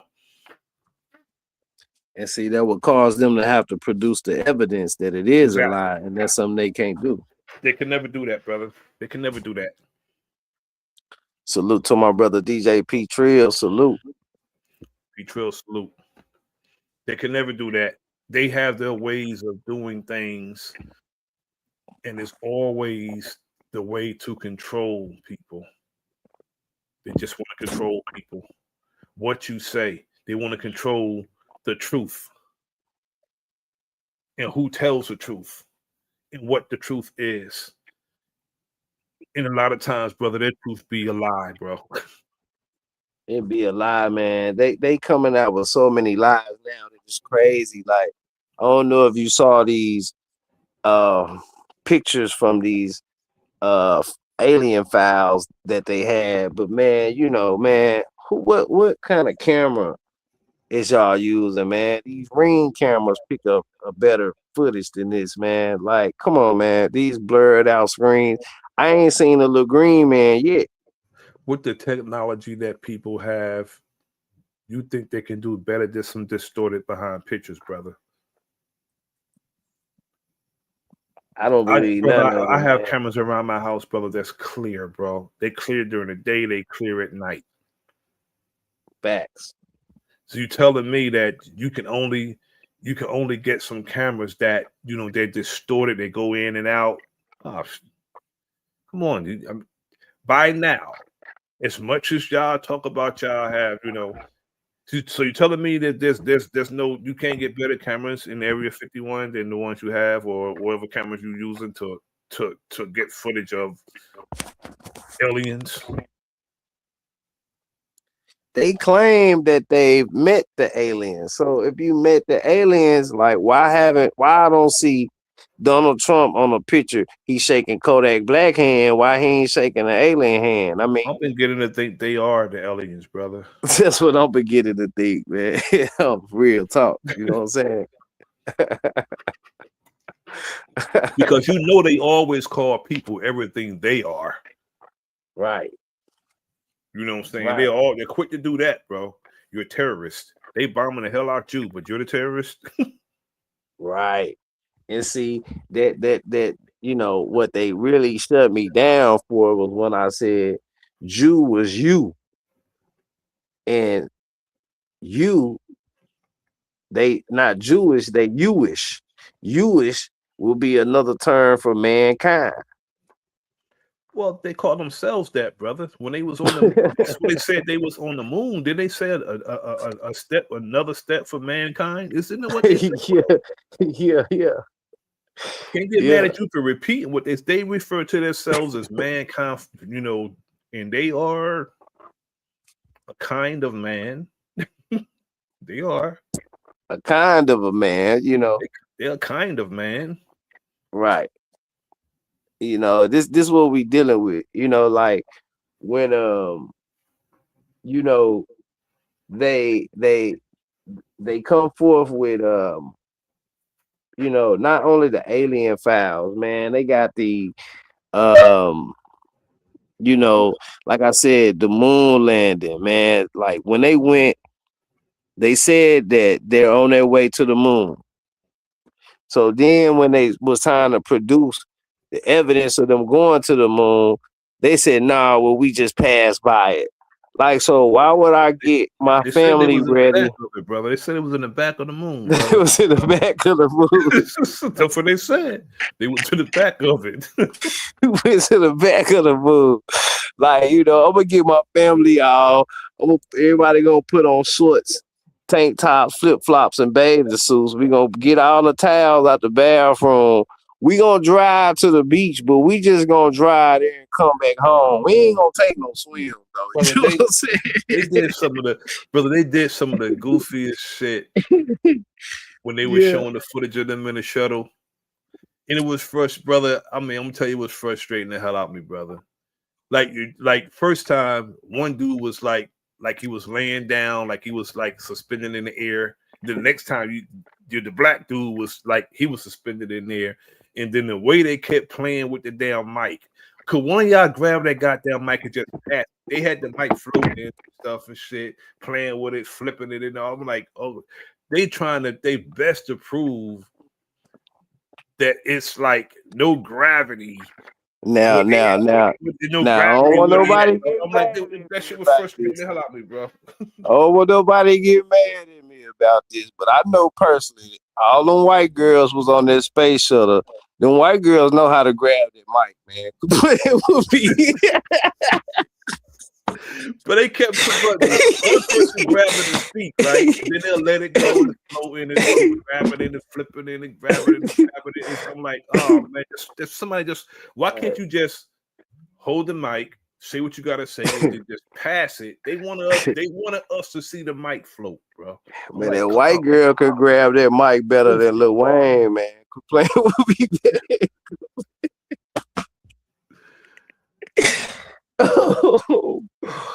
Oh man. Does it make you wonder what was going on when the camera turned off?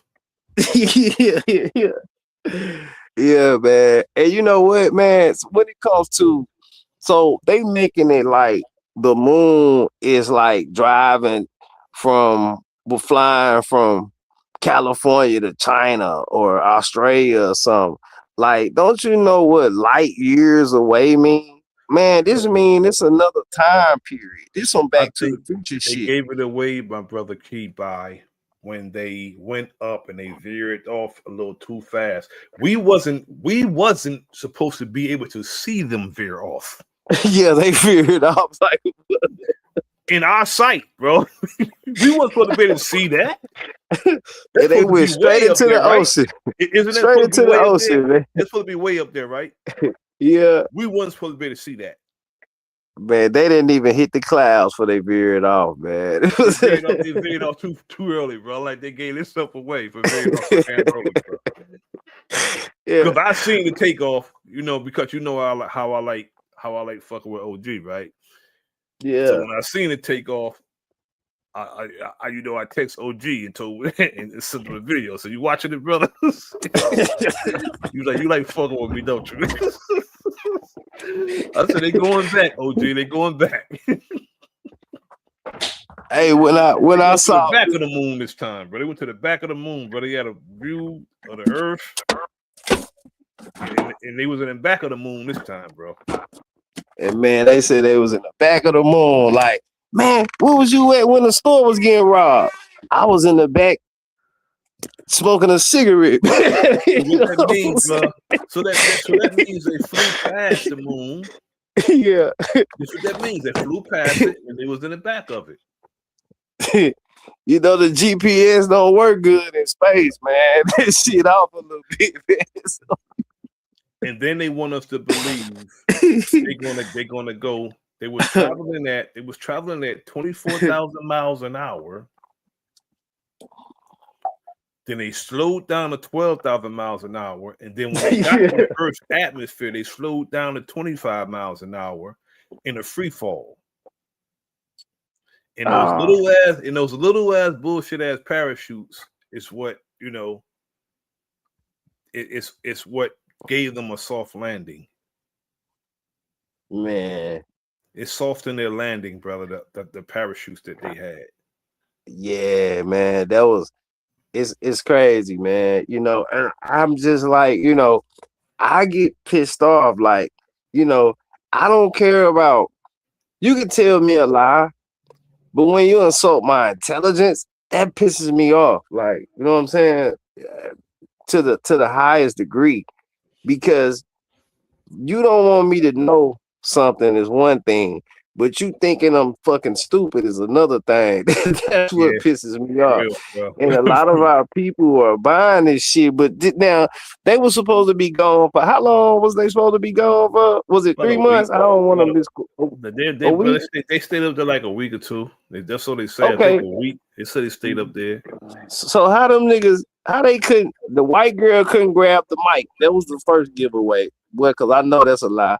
And them niggas came down with perfect lineups, man. They was lined up perfect. It was like the day they left when they came there. Like, who was the barber? Who was the barber that they had up there? You know what I'm saying? I really think they go to Antarctica because of how it look over there in the Antarctica. I really think they fly over there to the Antarctica, and then and they do get their moon on, you know what I'm saying? they get their moon on, you know what I'm saying? Like show some footage. Hey, DJ P Trio. Hey, bro, we gonna open up a new barbershop called Space Cuts out this motherfucker, Yeah, man. You Space can't get Cuts no International, precedent. bro. He said Space Cuts International, bro. You know, we gonna have Oh a United shit. Nation of cuts.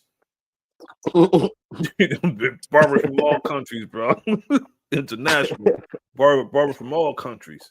We get you the bowl cut if you're Vietnam, we'll get you a bowl cut. Man, I seen a white girl, man, do a video. She put gel in her hair, made her hair stand up on her head, and she stood on a chair and put her hands in the air like she was inside of a space shuttle.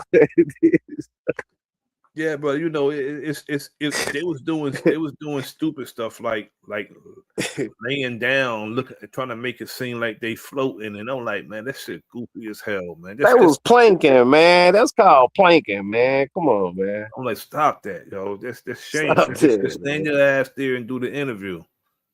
Yeah, let that white girl show you how she grabbed that mic, man. You know what I'm saying? You wild, Pete. You wild as hell. Oh man, this is fun, man. Because you know the lies are just, man. You know they should know. I laugh like this when they telling me to lie. It's shameful. And, you know, it's shameful, man. Like, how can you just sit there and just tell a lie? Like, I hate liars. I despise liars, man. Lying is the worst thing in the world. Bro, a lie can get you killed. A lie can do a lot of stuff, man. I'm going to end wars, Key. I'm going to end wars. I'm not going to get us into any more wars. I'm going to end wars. I'm going to be the peace president. I'm going to be the president that put money in the people's pockets. Yeah. Imagine somebody didn't do a damn thing they said they're going to do, did the very opposite. Man. They did the very opposite of everything they said they're going to do. It's been a year. Niggas been still waiting on that that chick, man. The bonus? That check, you know, first when he put his name on the check last time, what's it called? The stimulus. Yeah. He told niggas he was gonna give him a stimulus check and then took the fucking food stamps, man. No, that's niggas shit. You know what I'm saying? Donald Trump said this time, he said, I was a piece of shit the first time. Now I'm going for mine this time. yeah. This presidency, I'm going for mine. I don't give a damn about nobody. I'm going for mine. Yeah. He told us, he told the people, stop whining about $12 a gallon for gas. Don't whine about that shit. Don't whine about that shit. I'm whining about paying. I know it's down at 5 in New Jersey. And this is the crazy shit. Chris, the last time Chris was on the platform with us, he was talking about how high gas was. And then I'm watching the news. Cause I you know, on the Fire Stick, you can watch the news in all states. All you gotta do is go to it and then click the state you want to watch the news in. Right. And I'm watching California, and I seen though back then it was like $3 or something a gallon, close to $4. And when I see how much gas was in LA, bro, I was like, I need to shut up. I need to shut my damn mouth. Compared to what they pay in LA, bro, $12 a gallon, bro. In California. I said, I will go and I'll get me one of them down e-bikes. Because what you're spending on gas, by the time you spend money on gas for a month, you had enough to buy an e-bike. $12 a gallon. You know how much that it costs to fill your tank up?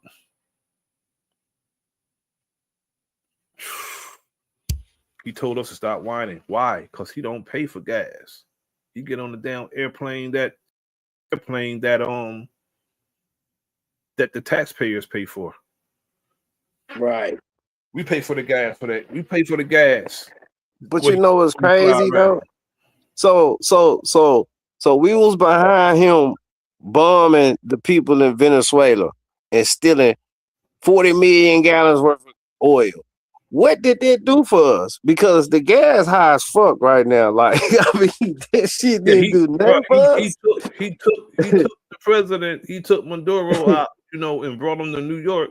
Maduro was in New York. The president over there took him and his wife, kidnapped them, and because they got the largest, reserve of oil in the world down in Venezuela, and he took them and locked them up, charged them with selling drugs. At the same time, pardoned Juan Carlos For selling drugs. selling drugs. Yeah. He was Yeah. found guilty of selling 400 tons of cocaine in the United States. Yeah. You know what I'm saying? He liked that cocaine though. He gonna let him go, boy. If drugs are so bad, why you letting this dude go? But then, like, what the fuck did you do with all the oil? Like, why is the gas high? Like, we could have traded some oil for some gas or something. But it should have did something for us, for our people to be steady pushing a false line. They line man. They line in their own pockets with that money. If you look at who he got behind him, or who he got in his his administration, a whole bunch of damn vultures in his administration, and those who are going to toe his line. Man, he got us pushing a false line. Those who gonna toe his line, he got rid of the women because he really don't like women. He really don't. He don't like women. His wife is just a trophy piece. A trophy. I mean, not a if you want to call it that, but it's a bowling trophy. It's a bowling trophy.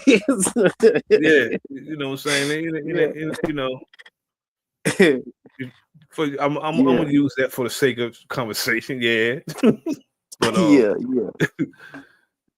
She just something to walk down Air Force One or walk with. Right. That's all. Yeah. He got sensitive, man. The guy had held his picture up, the Epstein picture, and boy, he got mad about that. He kicked him out, boy. He was mad about that. He liked Bill in that blue dress, man. That's what he really liked. Yeah.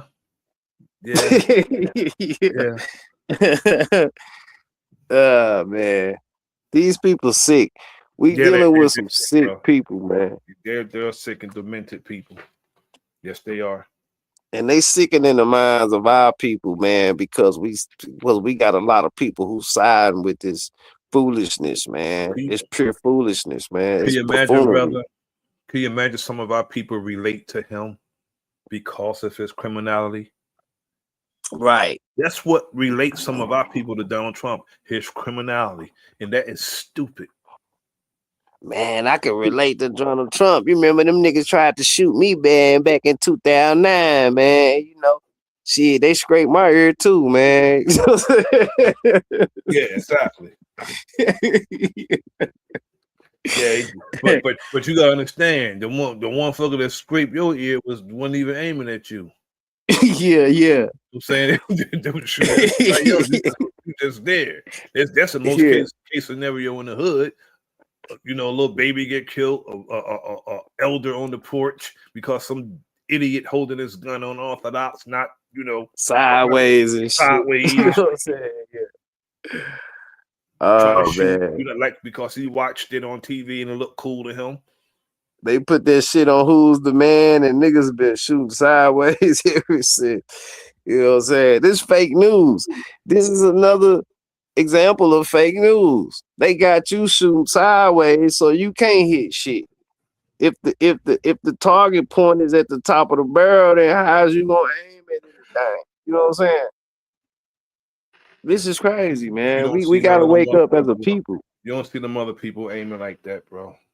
I don't blame them. I blame us. You know what I'm saying? Because it ain't about nobody lying to you. It's about you having the proper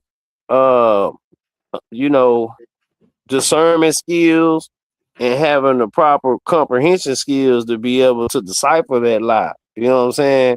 And we gotta be men, and we gotta be like, nah, fuck that, man. Like, We ain't going for the bullshit, bro. Like, if somebody lying to you, if you don't tell them, hey man, quit playing with me, man. Like, I know you lying to me. You bullshitting me. If you don't do that, then they supposed to keep lying to you, man. Even if you know they lying, if you don't let them know you lying, then they supposed to keep lying to you. What they supposed? A liar is a liar. A thief Yeah, is a thief. yes, but I covered that last week, bro. You got the blatant liar, and you got the deceptive liar. Donald Trump's a blatant liar. He knows that we know he's lying, but he don't care that we know he's lying. Mm-mm. Because you know why? Because he sees the people that he's lying to as weak. Right. So he will lie to you right in your face and don't care if you know he's lying. He don't care. Because his lies is blatant. He's not trying to convince us of nothing. It's just that everything he say is a damn lie. Like now he's talking about, well, you got, the time is ticking on Iran. And so everybody like, yo, okay, you're gonna obliterate them, right? If they don't do this, you're gonna obliterate them, right? You're gonna bomb them, you're gonna do this, you're gonna do that. You keep saying the time's ticking, you keep saying you're gonna do this, you're gonna do that. But the man is known for not doing anything he's gonna do. He got a hellified push and pull technique. Because one minute he says, the war is over. The war in Iran is over. So the American citizens don't have anything to worry about. The war is over. And hey, the clock is ticking. Like, if they don't get it together. You do a pretty good Trump, bro. You do a pretty good Trump, bro. if they don't get it together, I'm gonna obliterate them. I'm gonna wipe them off the face of the map. And I promise you that, man. They don't have an army. They don't have a Marines. we're the biggest superpower in the world, and they're gonna have to deal with my wrath. This is insanity, man. And I make fun because there's so many people who sold on this shit that is crazy. It's like, damn, nigga, we ain't gonna never get no type of reconciliation, man. If you niggas don't get out the way first, y'all believe in the shit. You in my way. I can't hit this motherfucker because you in the way.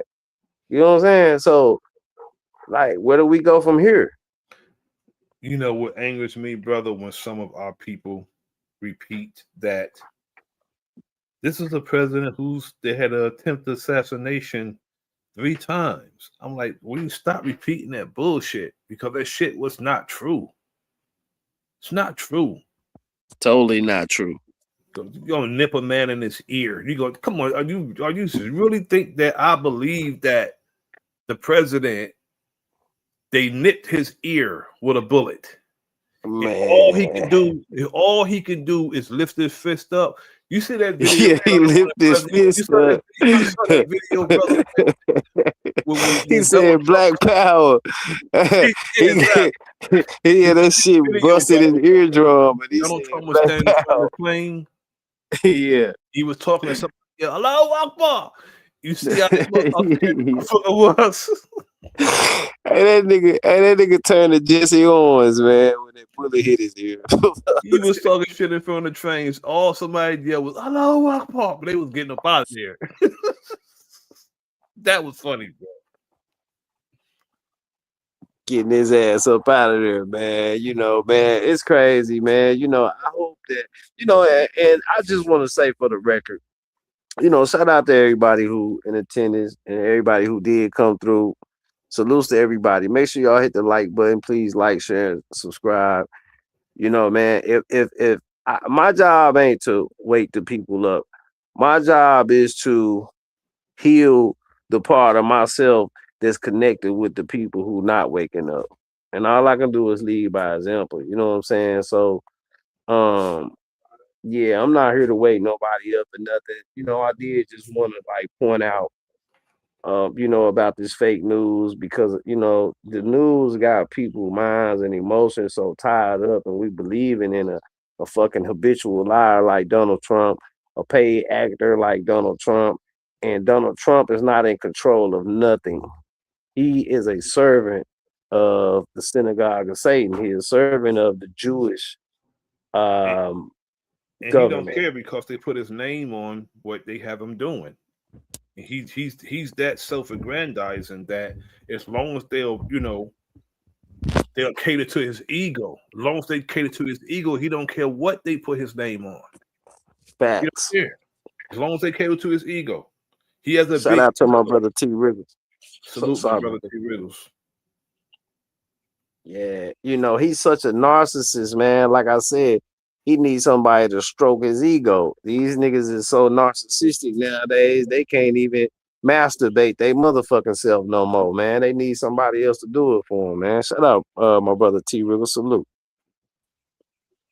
Microphone check 1 2 1 2. Yes, sir. I heard y'all joking and laughing, man. I missed the whole thing, huh? Yeah. Hey, T. Riggles, they was on that motherfucking space. Now, T. Riggles don't like missing out on a good laugh. Man, like come on, man. Hey, T. Riggles, they was on that motherfucking spaceship acting like them white girls ain't know how to grab that mic. Nigga, quit playing with me. Boy, Yeah, stop playing. Stop playing.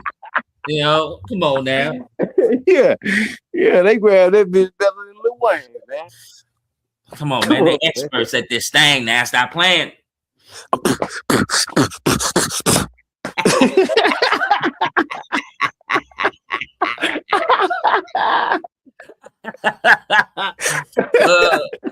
Wasn't that hot tour girl when she's the bomb at that? Where's she? Hot tour, man. Quit playing with me.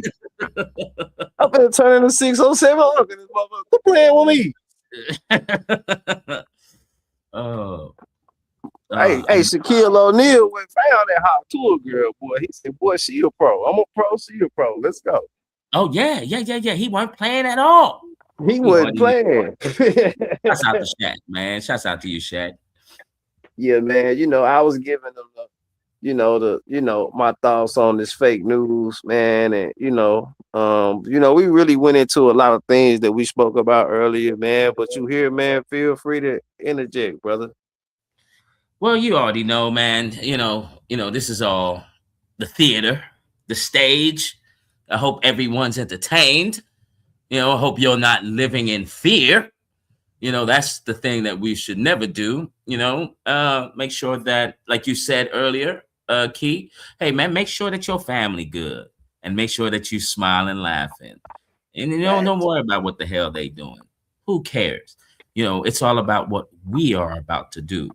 And things are going to change soon. That's why I'm optimistic. And I'm glad to have two strong brothers on the panel today to break all of this craziness and this madness that is going down here. You know what I mean? It's going out of control. There's revolutions popping. UK is revoluting. You know what I mean? Having a revolution. They're marching. The white people over there, they're upset. They finally understand that the government ain't ish. And now it's going to be our turn soon. You know what I mean? Where now the white people out here are going to realize, along with the Mexicans and the Asians, hey, that our government here, guys, ain't ish. So T. Riggles. Yeah. Key, listen to this, brother.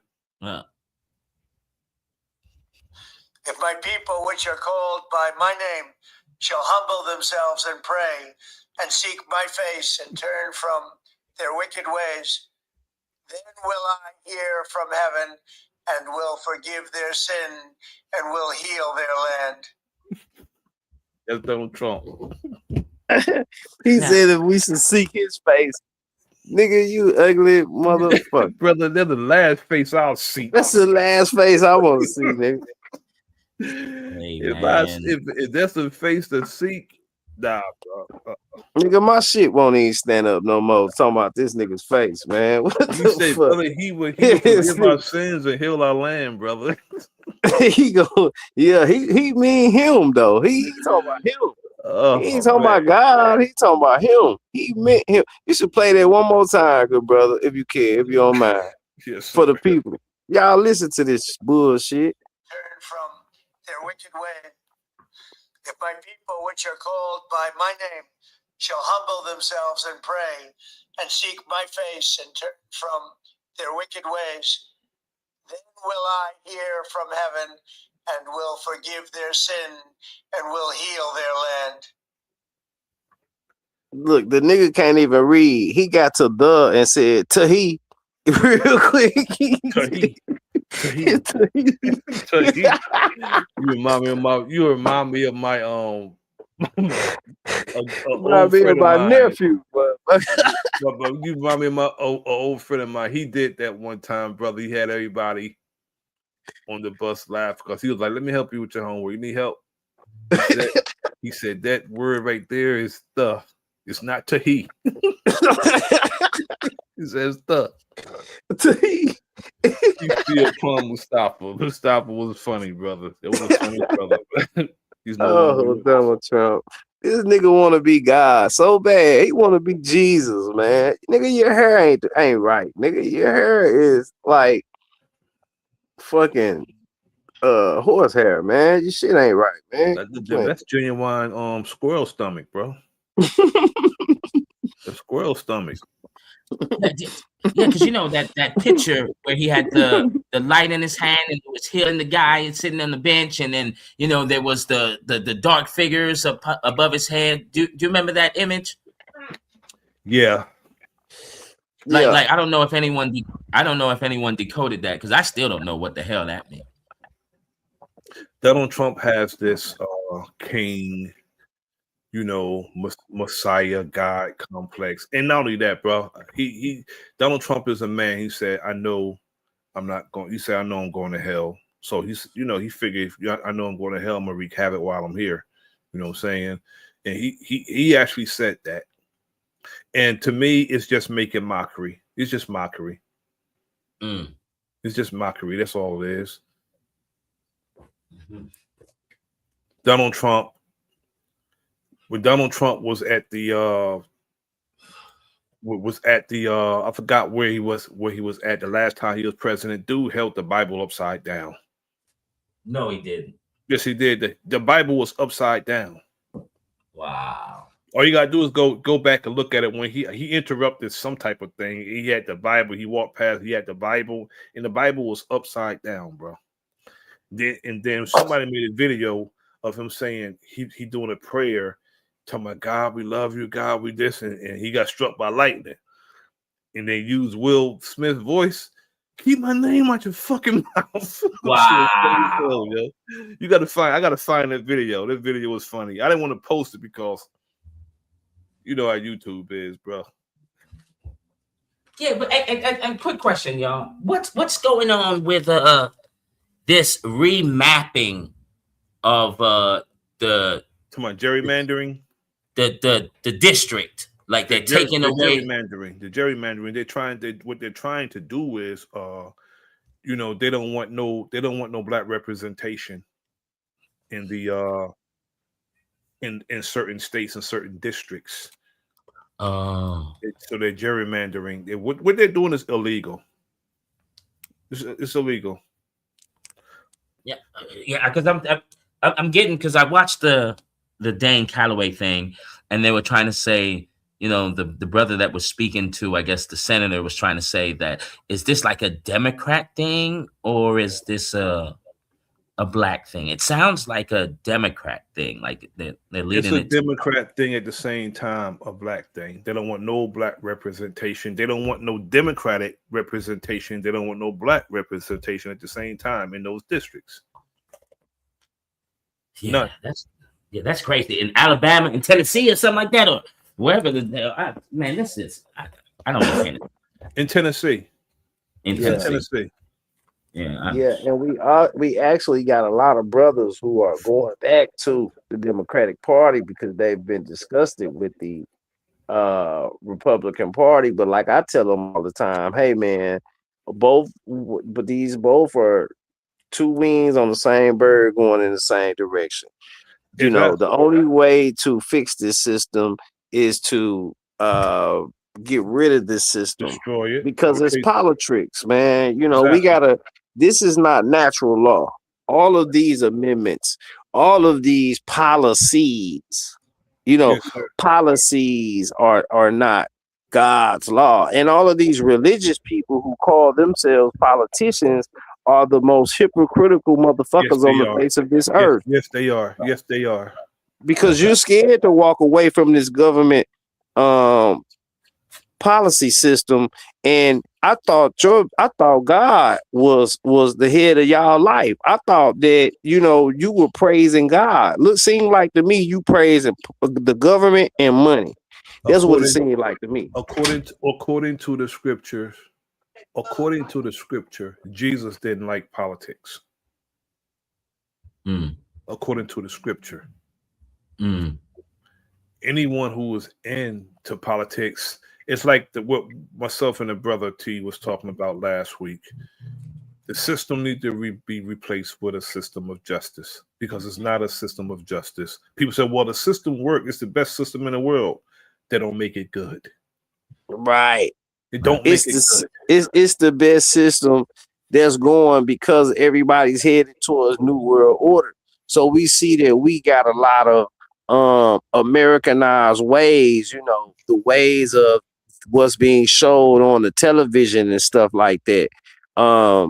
Should I say Western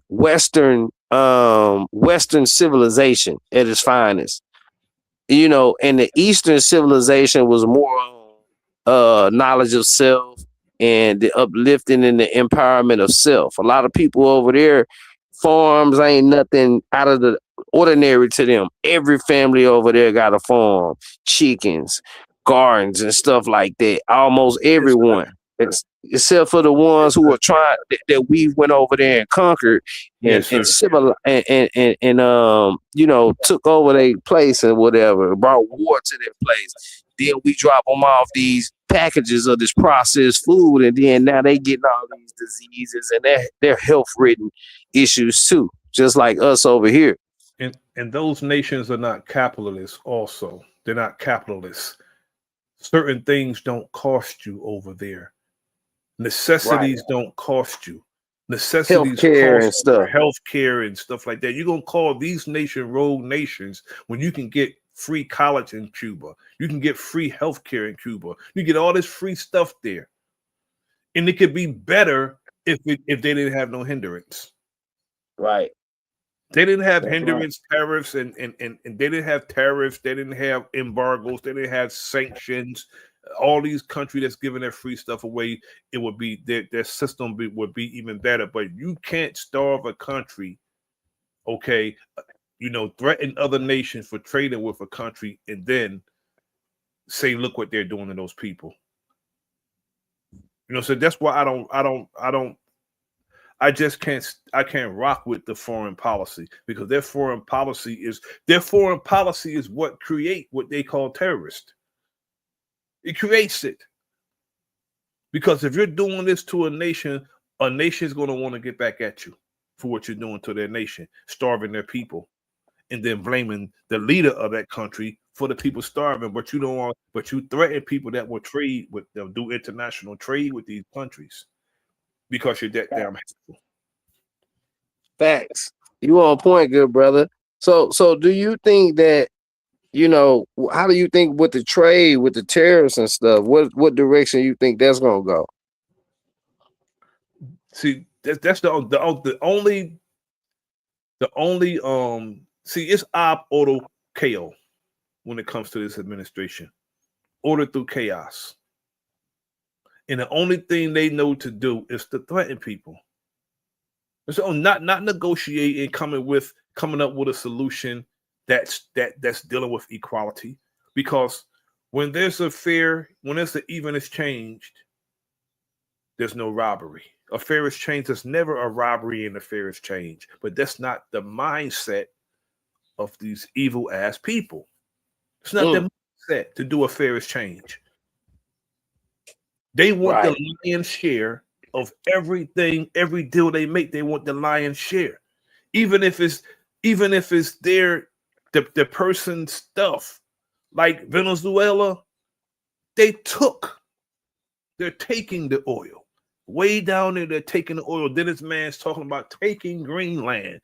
Can you imagine, bro? Somebody talking about taking your country. They did it to us already. They took our country already. You know what I'm saying? Exactly.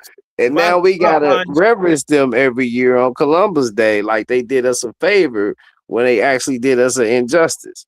My mindset is, I would get anybody, if it's my nation, I would get anybody talking like that. I would get you.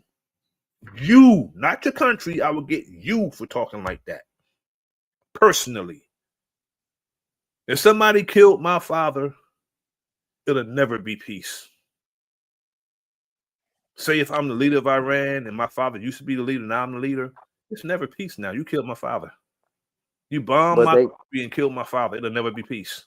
They got our people thinking that, that it can get worse when it can't get no worse.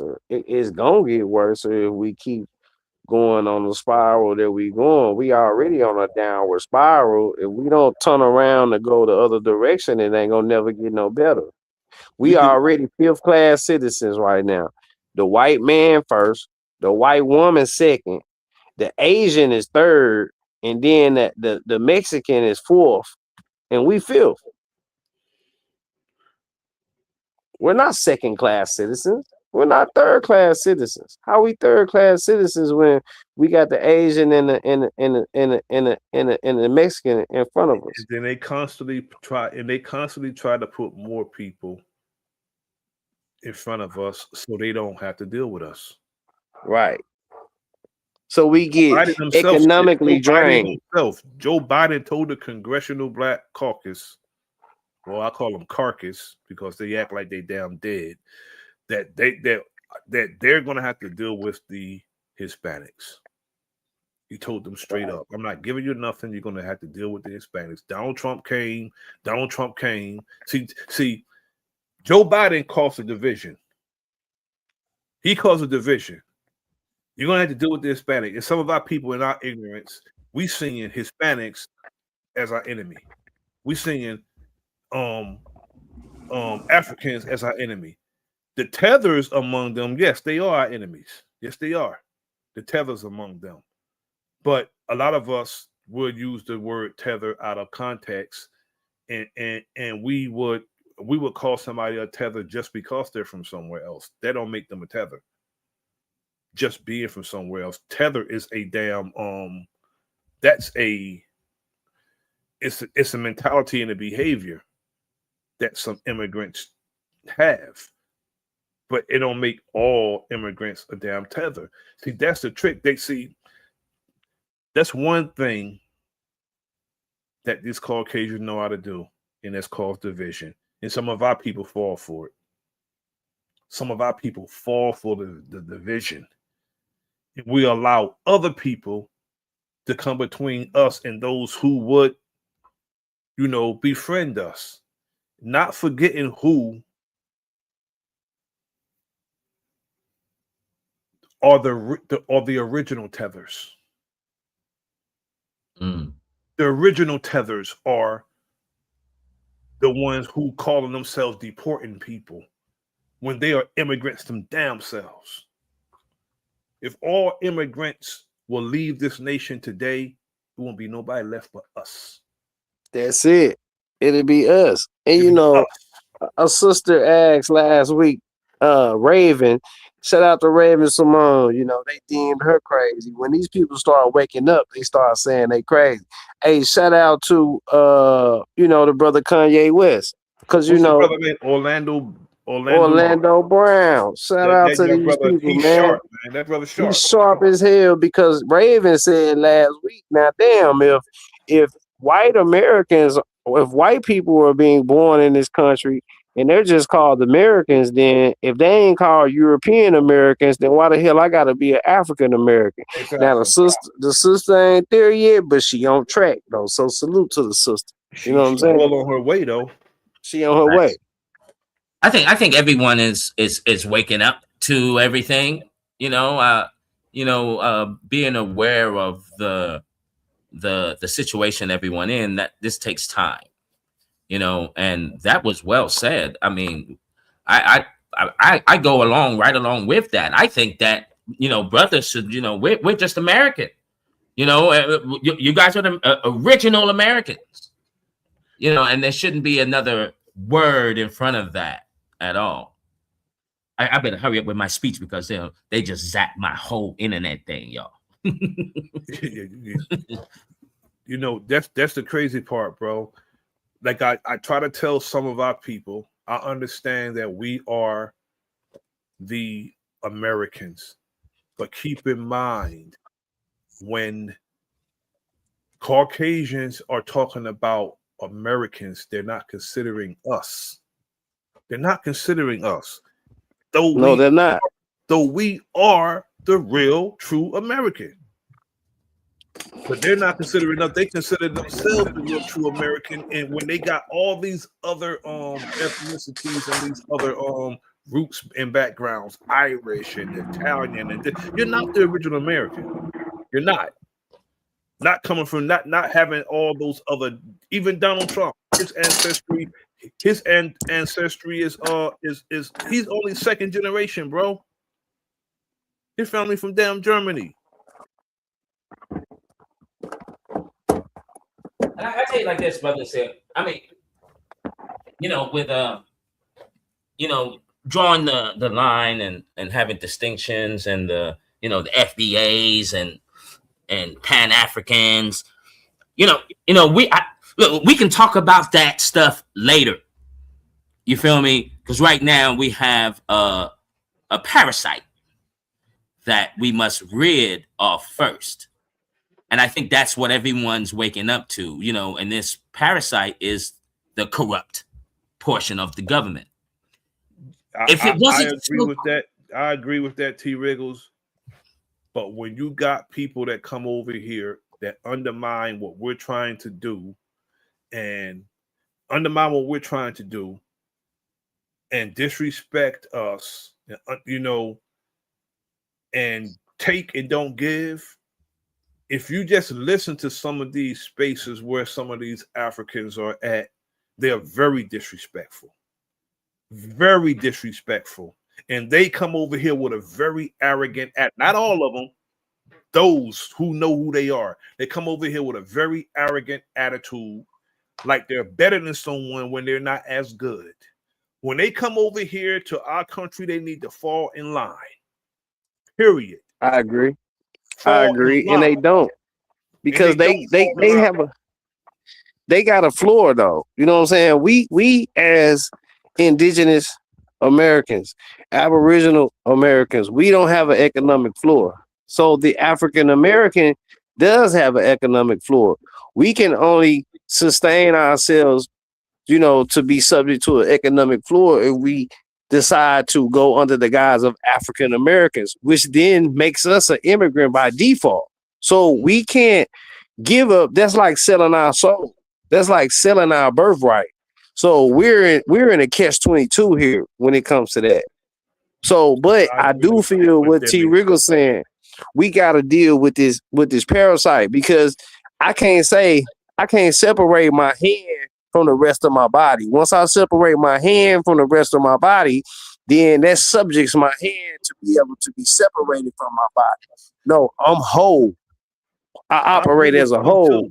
I agree with the brother T. Wriggles too. I agree with him too, because they are the root of why people come here.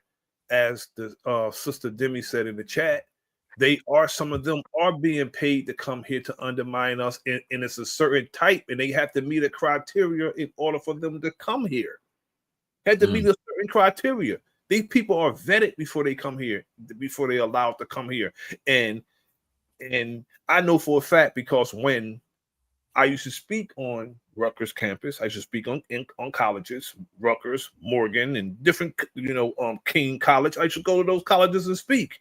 And when I used to speak to a lot of like foreign people, they'll tell me what the criteria was for them to be able to come here and be. They say, well, under no circumstance are you to unite with the Black American. Under no circumstance. They told us that. Yeah, that's true. And they told us things that they told us negative stereotypes that was told to them about us. But when they met us, they was like, you're nothing like they said you were. That's facts. And this this protest that's going on. You know, I just tuned into it today. You know what's going on in England, and Put me up, brother. I don't know. Put me up on that. yeah, they're having the same problem. See, this parasite likes to spread itself all around, right? And so, you know, the people there, you know, like all the English people are complaining about the borders being open, all these immigrants coming in and really messing things up. And the government, parliament isn't basically taking care of its people. They're focused more on the immigrants. And so now the immigrants now, you know, they can vote, and now they're changing things, you know, because that's what they were ordered to do. Make sure that when you come here, you have to vote this way no matter what. And so just hearing that plight and now looking at it here, I'm like, oh, okay, the same play, the same parasitical play is going on here. And so whatever they've got planned, right, is to destroy, first and foremost, make sure that the brothers here in America are at a very low point. And at any time, any type of movement, any type of person that is coming to say, or okay, this is not the way to go, or blah, blah, blah, they're going to make sure that they are going to annihilate and shut that down to a minimum. But we're at a point here, Brother Nasir, that it's too late now. You know, there's too many. We already got it rolling. We got it rolling now. We already got it rolling, right? We already got it rolling. And whatever we do, and this is the power of brothers here in America. You know, and I mean, Demi in the chat dropping some gems. They're paying them with our reparations money. They would rather pay people to undermine us and disrespect us than to give us our just due. That's They'll right. rather do that. They're that hateful and vindictive. They'll rather do that. Yeah. And see, and you know, looking at all the players in the game, right? The players here in America, right? And what we're seeing on the stage, you know, these are not the ones, y'all. You understand me? Okay, right? I'm looking, you know, I know it's deeper than what meets the eye. Do you know what I mean? So everyone is following orders, this parasitical order that is being pumped to everyone. And see, I think that one of the solutions, right? I got so many solutions here, y'all, right? But one of the solutions, you know, I told Key today, you know, what would happen if, and this is going to take everyone, because if we do it, everyone's going to do this. They're waiting on us. They're waiting on us, T. The whole world is waiting to see what we do. And I guarantee once we move, the whole world will move with us. Yeah, absolutely. Do you know what I'm saying? Because look, I'm an outsider too. I came here when I was 12. Okay. And so outside, right, how we view America, that's it. This is the so-called promised land. This is the ones, yes, sir. The brothers here in America. These are the ones that are built for tough. These are the ones that set the trends. They're going to set how life is going to go. And so with what you're saying, brother, and say you're absolutely right. Whenever what we do, everyone's going to follow. So I could only imagine what would happen. And everyone has to do this. It doesn't have to be the brothers. You know, the Asians got to participate. The Mexicans got to be involved, right? Where it was just like, all right, let's not work for a week. Let's see what happens. This is just one of many solutions I have. You know, let's just not work for a minute. Nobody go to work. See the parasites, their mentality and their strategy is always division. And it's always pit one against the other. That's what the parasite do. And they always they want to eliminate all sympathizers. Anybody that's sympathetic to our cause will get on our side. Yeah. But they want to make sure that don't happen. You know, that's like I hear, according to what brothers that I know that travel to like London and, you know, certain European countries that got a lot of brothers there. I know brothers said there's some riders over there in those. Some of them are riders, yeah. and they love Black Americans, some of them. Mhm. I'm not saying all of them. He said, but I know he's because my man Griff said he go over there. He said he got some brothers over there that will put in some work on behalf of, you know, the cause. Yeah, you know yeah, what I'm yeah. saying? And to, you know, and you can't have parliament, brother. When it's parliament, you mentioned parliament, bro. They nothing like our parliament. Our parliament is, you know, one nation under a groove, brother. You know what I'm saying? Yeah. Facts. And you know it's crazy, brother, said because you know this, when I heard what was going on in South Africa, and that really blew my mind. How the South Africans, right, and the immigrants are Africans, other Africans coming into South Africa, and South Africans are having a problem with other Africans coming into their country, and they're even they're going violently. I'm talking they're beating up other Africans, and that blew my mind. I'm like, oh my God, have y'all been that brainwashed and God, just brainwashed? So you'll fight your brothers from Kenya, Zimbabwe, Congo, any West African countries that people come to South Africa. So you will beat your brothers up, but you not fighting against the ones that are orchestrating everything.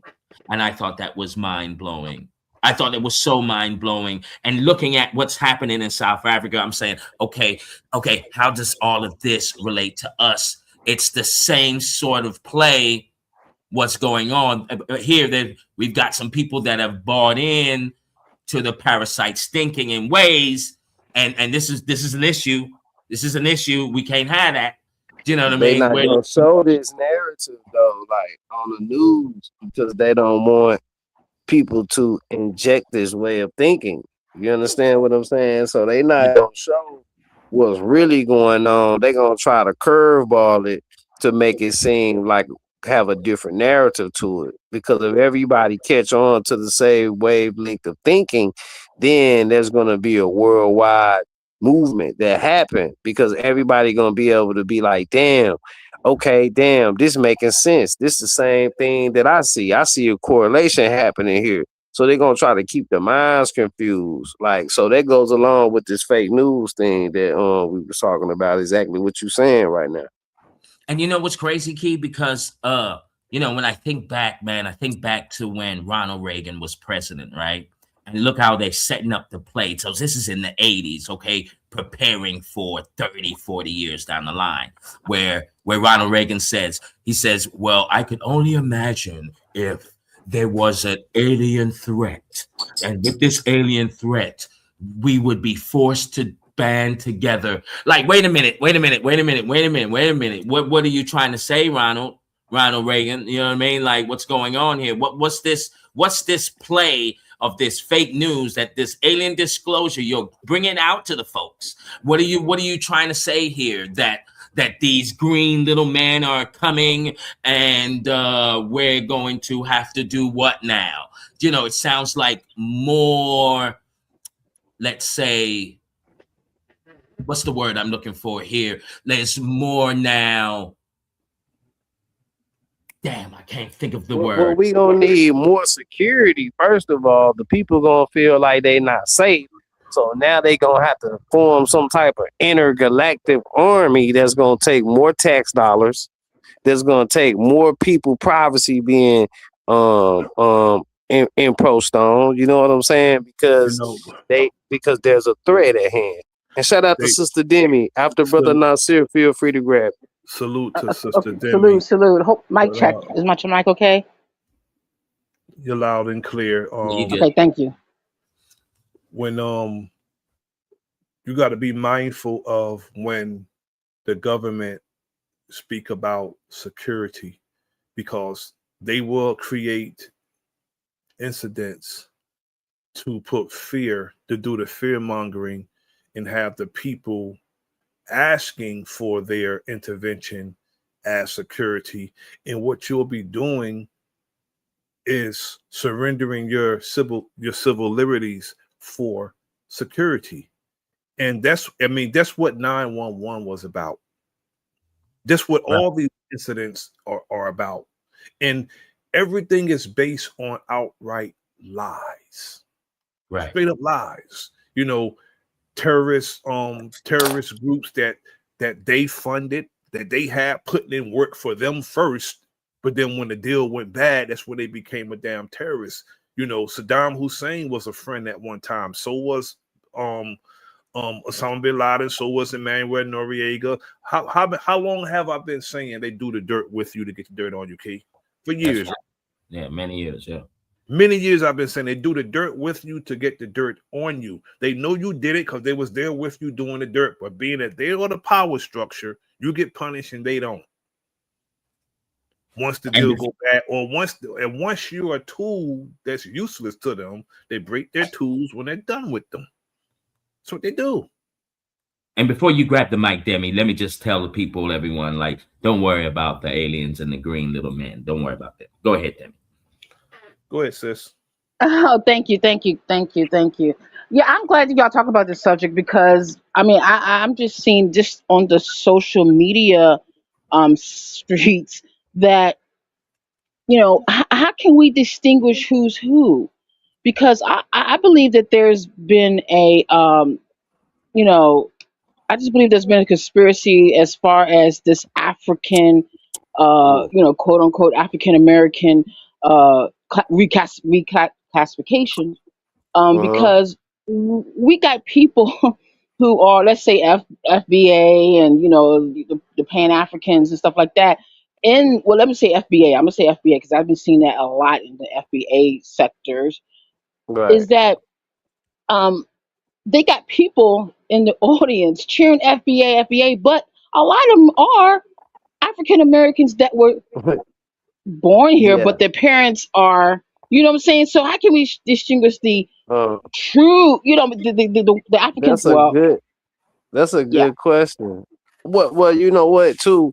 Well, within the FBA's, motto or their, because it's a group, so they have a motto and what's it called? Like um, our speech or whatever. I'll get the word in a minute, but the most important thing is a lot of FBA, like more than half of FBA, are Africans who came here, who take the narrative, who said that they were slaves and they came here and helped build this country because they're taking the slave narrative. Whilst the latter part of the FBA is saying that, hey, we've been here, we've always been here. So foundational means two different things to two different sides. On one side, foundational means that, hey, I was a slave, I came and I built this. And on the other end, foundational means that we've been here. We've been here. Whether we was a slave or not, we've been here and we was building this before y'all came. We were never no slaves. Y'all reclassified us. So there's a couple of different narratives that's intertwined, that's interwoven in this conspiracy. So that was my thing of we can't start dissecting ourselves until we get rid of the parasite first. Once we get rid of the parasite, then we can start to dissect ourselves because the division amongst us only makes us weaker because there's infighting while we have a fight going on. It's like me trying to fight off the person who breaking in my house and me and my brother fighting because he just figured out that I probably wore his shoes yesterday. And you know what I'm saying? So there's a burglar in the house. Silly. It's silly. It's just silly. We have too much, going on and too many things against us for the infighting. All I say is if you come here to be among us, fall in line. We don't have no time for no adversaries that look like us. We don't have time for that. Fall in line. That's it. That's right. Just fall your ass in line. That's it. But that's why I said, "Oh my bad. I'm sorry about you, brother." The division. I don't like the division because again, these parasites. That's what they do. They divide and they conquer. They Right. cause division with their propaganda and with their tactics. They're good at it. They are wickedly wise people. They're wickedly wise, That's and they right. know how to cause division and dissension. And they use, people always talk about how fake the Willie Lynch letter is. The proof that the shit is real is the way we behave. That's right. And that was my thing with FBA, because I was like, wait a minute. I don't want to see no African nowhere in this thing. Wait a minute. Where does this come from? But then again, I told T. Wriggles, I told all of my brothers, I said, well, if FBA is going to bring people of color together and give us a strong stance to fight on, who am I to cause division? So what I will do is, whether or not I will connect or represent or anything like that, I'm going to fall back and let the strong force be the strong force, because there should be no interference in what's going to be the strong hand. If we coming together as a fist, then we need to come together as a fist, and then we can separate what the thumb do, what the pinky finger do, and what the middle finger do, and the index finger do, and the ring finger do at a later time, after we got the parasite. And salute to Chief Eagle Eye. Salute. Much love and respect. Welcome to the Salute, bill. Chief Eagle Eye. Salute, my brother. Salute. Well, that's what I've been seeing. I've been seeing I've been Greetings to the fam. Give me observing. a second. Oh. Go ahead, sis. Oh Go ahead. no, I've Much been respect, much observing that. respect. I feel like there be. Oh, okay. I've been observing that. I feel like that they're part of the infiltration, because I see it more like a cancer, because the parasites, they trying to get rid of us. So the parasites need a host. So if they want, you know I what I agree. mean. I agree. And I feel like that, because they're the ones who, trying to persuade us that, well, we should share our reparations to the Africans, because since we are a part of them, and that mind boggles me sometimes. Feel you there, but By definition, sis, what you just described is what that's called tethering. right, that's tethering. And so that's why I said, no disrespect to my African brothers and sisters. I got African brothers and sisters. OCK Clue, salute. I got Haitian brothers and sisters. The St. Remy family, salute. I got Jamaican brothers and sisters. I got a family over there. I can't think of their name right now. They know who I am. I know who they is. Salute. Got T. Wriggles here. I got Caribbean brothers and sisters, all over the world. But when we're trying to solidify ourselves as Aboriginal Indigenous Americans, let us solidify ourselves as Aboriginal Indigenous Americans, because we have an issue that's going on our own soil that we don't need any interference with combating. So that's not separating us from each other, but let us handle our business at our house. So your house next door. So if we all in the same neighborhood and we live next door to each other, let me run my shit the way I run my shit. You understand what I'm saying? And that way we can all have respect for each other, and we can have and be able to back each other too in the best ways possible. If you're not going to help, don't hinder. Facts. That's right. Facts. And I think that's what I like about, hearing the breakdowns of how FBA is doing their thing, and exiting out the tethers, and then there's going to be a time where, all of the brothers here in America, if you were born here, no matter if your parents are outside of the US, we're going to have to get together, right, and have that meeting, that talk on, okay, what needs to be done. And once we figure out what needs to be done, okay, now we go with what Brother Nasir just said. Okay, now everyone fall in line. Now, if you don't fall in line, well, then you must go. Do you know what I'm saying? So you know what I mean?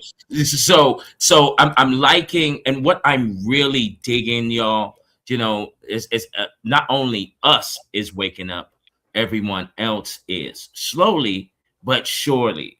And that's one thing that I'm very optimistic on. We're going to change things as time goes on. Like Well, my Some concern people, is, are we waking up too late? Are we waking up too late? oh Because no. no one, we're No. not okay. Okay, great, good. But my concern is that no one, when Elon Musk brought all of these white Africans over here, families, groups over here to America. No, no, I didn't hear no one talking about it. No one didn't say, "Hey, man, what the?" No one did, like, huh? They didn't even know that he did that. And I'm Yeah. like, wow, how come we're not, attentive about what's going on here You know why, You know, Demi? as a Because community? but before I just want to say this: as long as we're able to say, is it too late? As long as we're able to ask that question, then it's not too late. So, the time is now, as Overstand. always. You know what I mean? So if we can just realize where we're going, we got 4 more years. We got 3.5 more years until they're ready to have their 2030 plan implemented. Now, this is gonna keep us from doing all the things that we able to do now.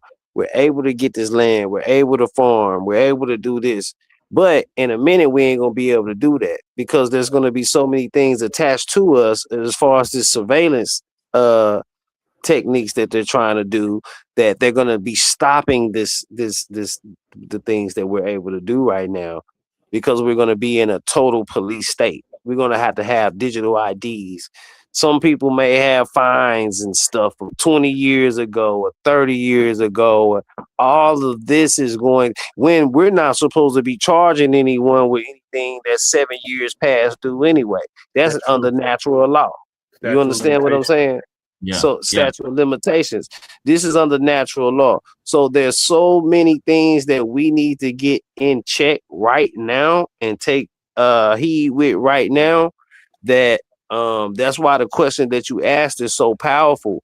So it's not too late. As long as we can ask that question, then obviously the things that's gonna cause it to be too late haven't occurred yet. But we are approaching that time.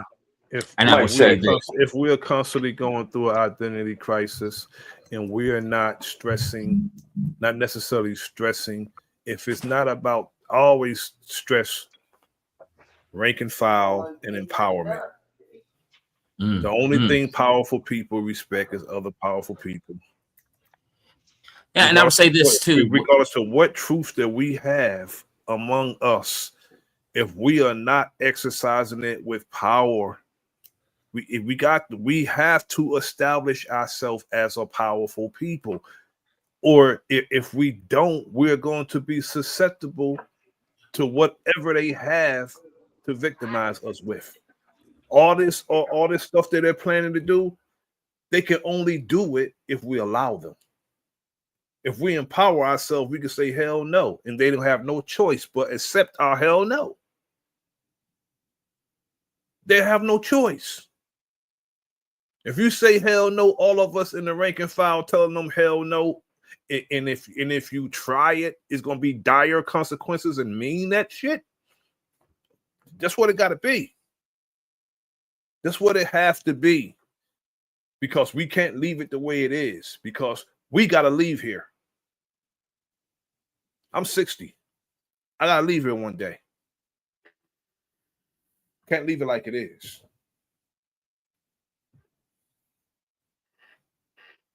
Just can't. Salute to you, Enemy Salute. Public. Salute, family. Salute, panel. How y'all doing today? Good, good, good. Greetings and respect to each and every one of you. I love the broadcast y'all got going on today, man. Y'all giving up a gang of information. People need it. Y'all talked about necessity, everything that we do need, what we don't need. The only thing I can see that we didn't really break down was what can we do? You know what I'm saying? Because everyone has tried something different, and we still ain't got no army. I still That's don't what I think we stress. we That's what I stress, bro, all the time. you, You're right. you know, I agree. Facts. and we've been soldiering for a long time, right? Yes, sir. Public Enemy. You see what I'm saying? Yes, sir. Because I started the same journey you did back in the '80s, right? And it ain't no men.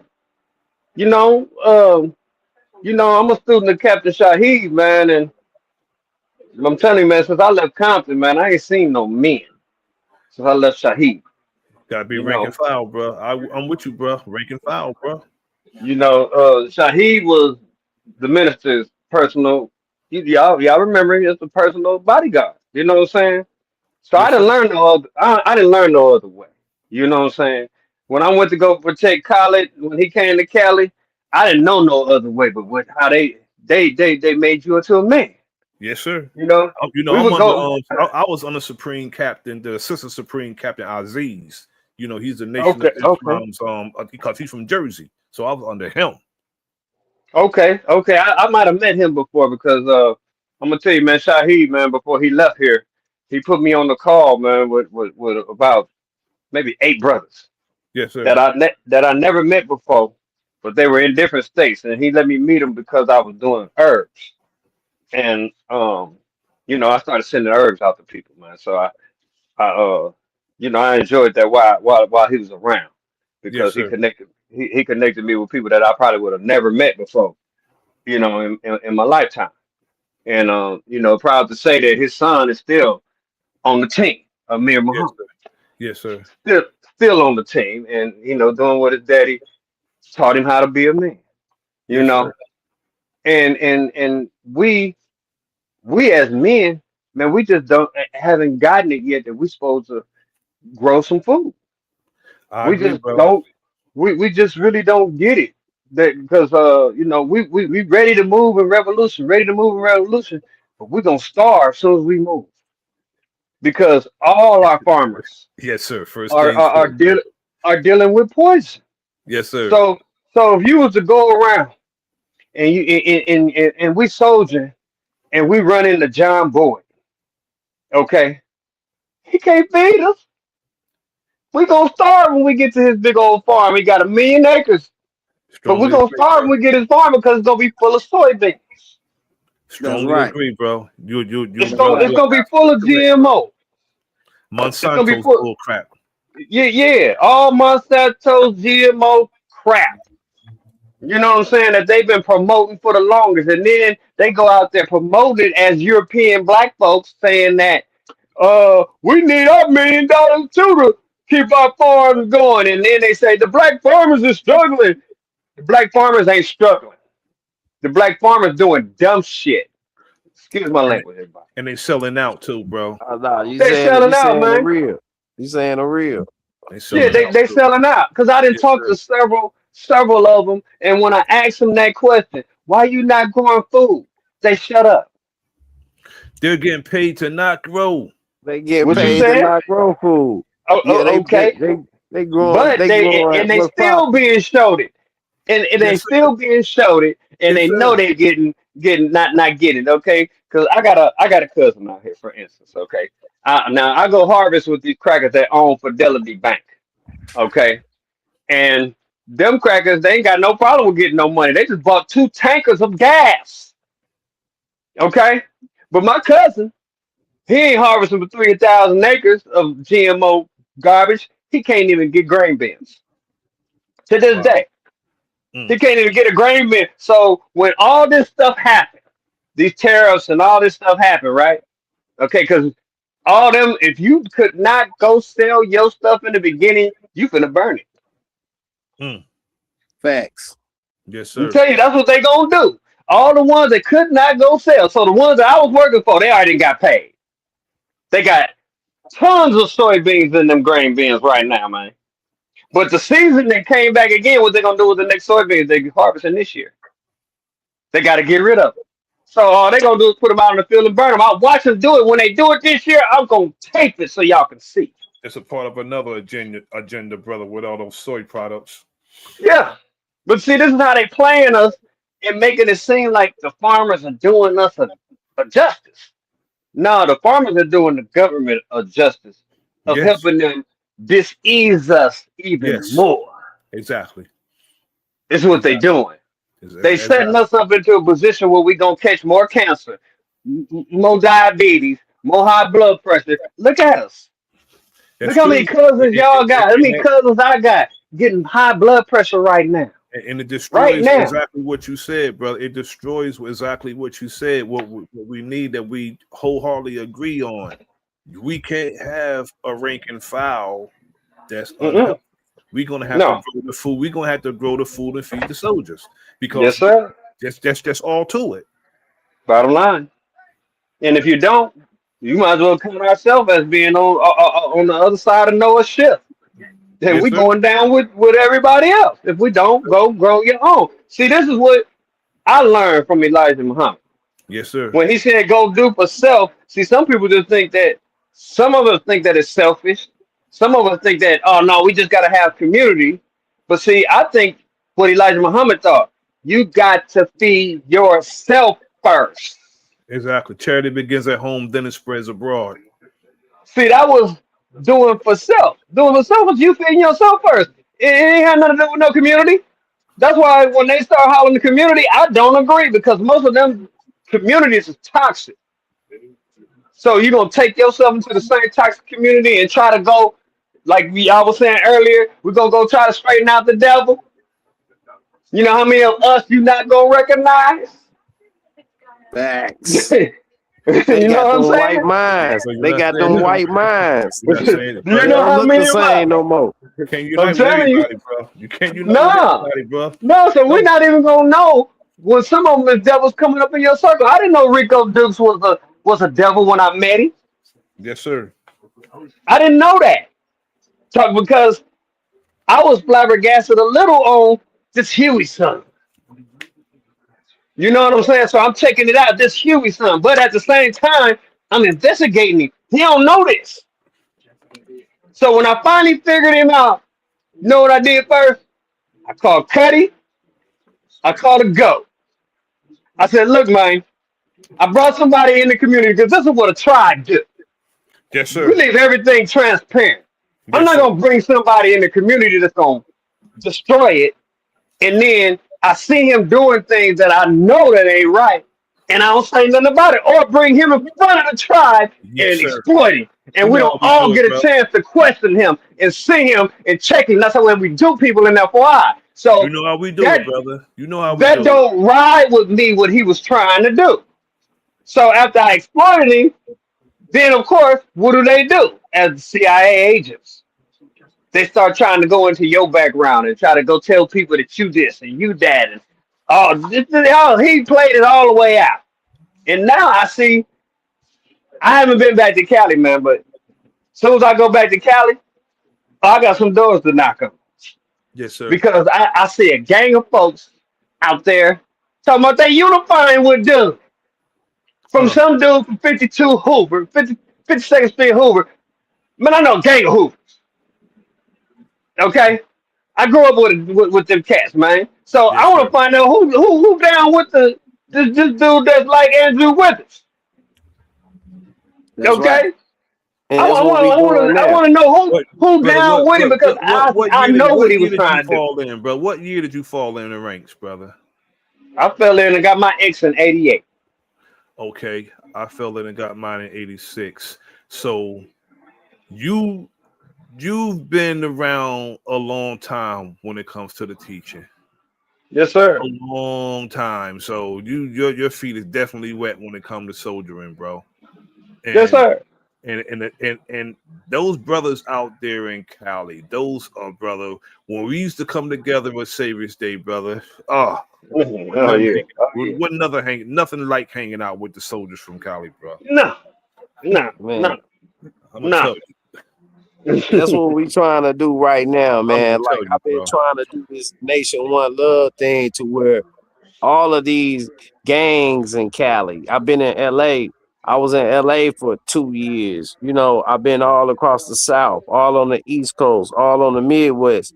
We trying to get these brothers to stop killing each other and get ready to defend your people. We need to Yes, sir. all tie right. all these flags together. We all Yes, need to sir. come together because we got a bigger enemy. We got a bigger threat. hmm Absolutely. So if we could You gonna have to talk to unify, some of the OGs. You Absolutely. got to talk to the OGs yeah, because that's who's gonna control them young cats. but you got to get to them first because most of them have switched now. They recognize the Yeah, game. So now that Yeah, I they didn't got recognize the game, now we're a little bit closer than what we was back in sir. Yes, when the sir. Coliseum when we was all at Stop the Killer. We way closer than that now. It looked like we was close then, but Do we wasn't really close because we was still kind of deep in it. But now I got you got a JT the gang of bigger them. figure, man. do my brother JT the Oh, bigger figure. my yes, brother He sir. doing a Chief, lot my of brother Chief. groundwork. Do you know? Did you know the General Abdul Kareem out of New York? He was the East Coast representative. I've met him. That's who I fell in under. Okay.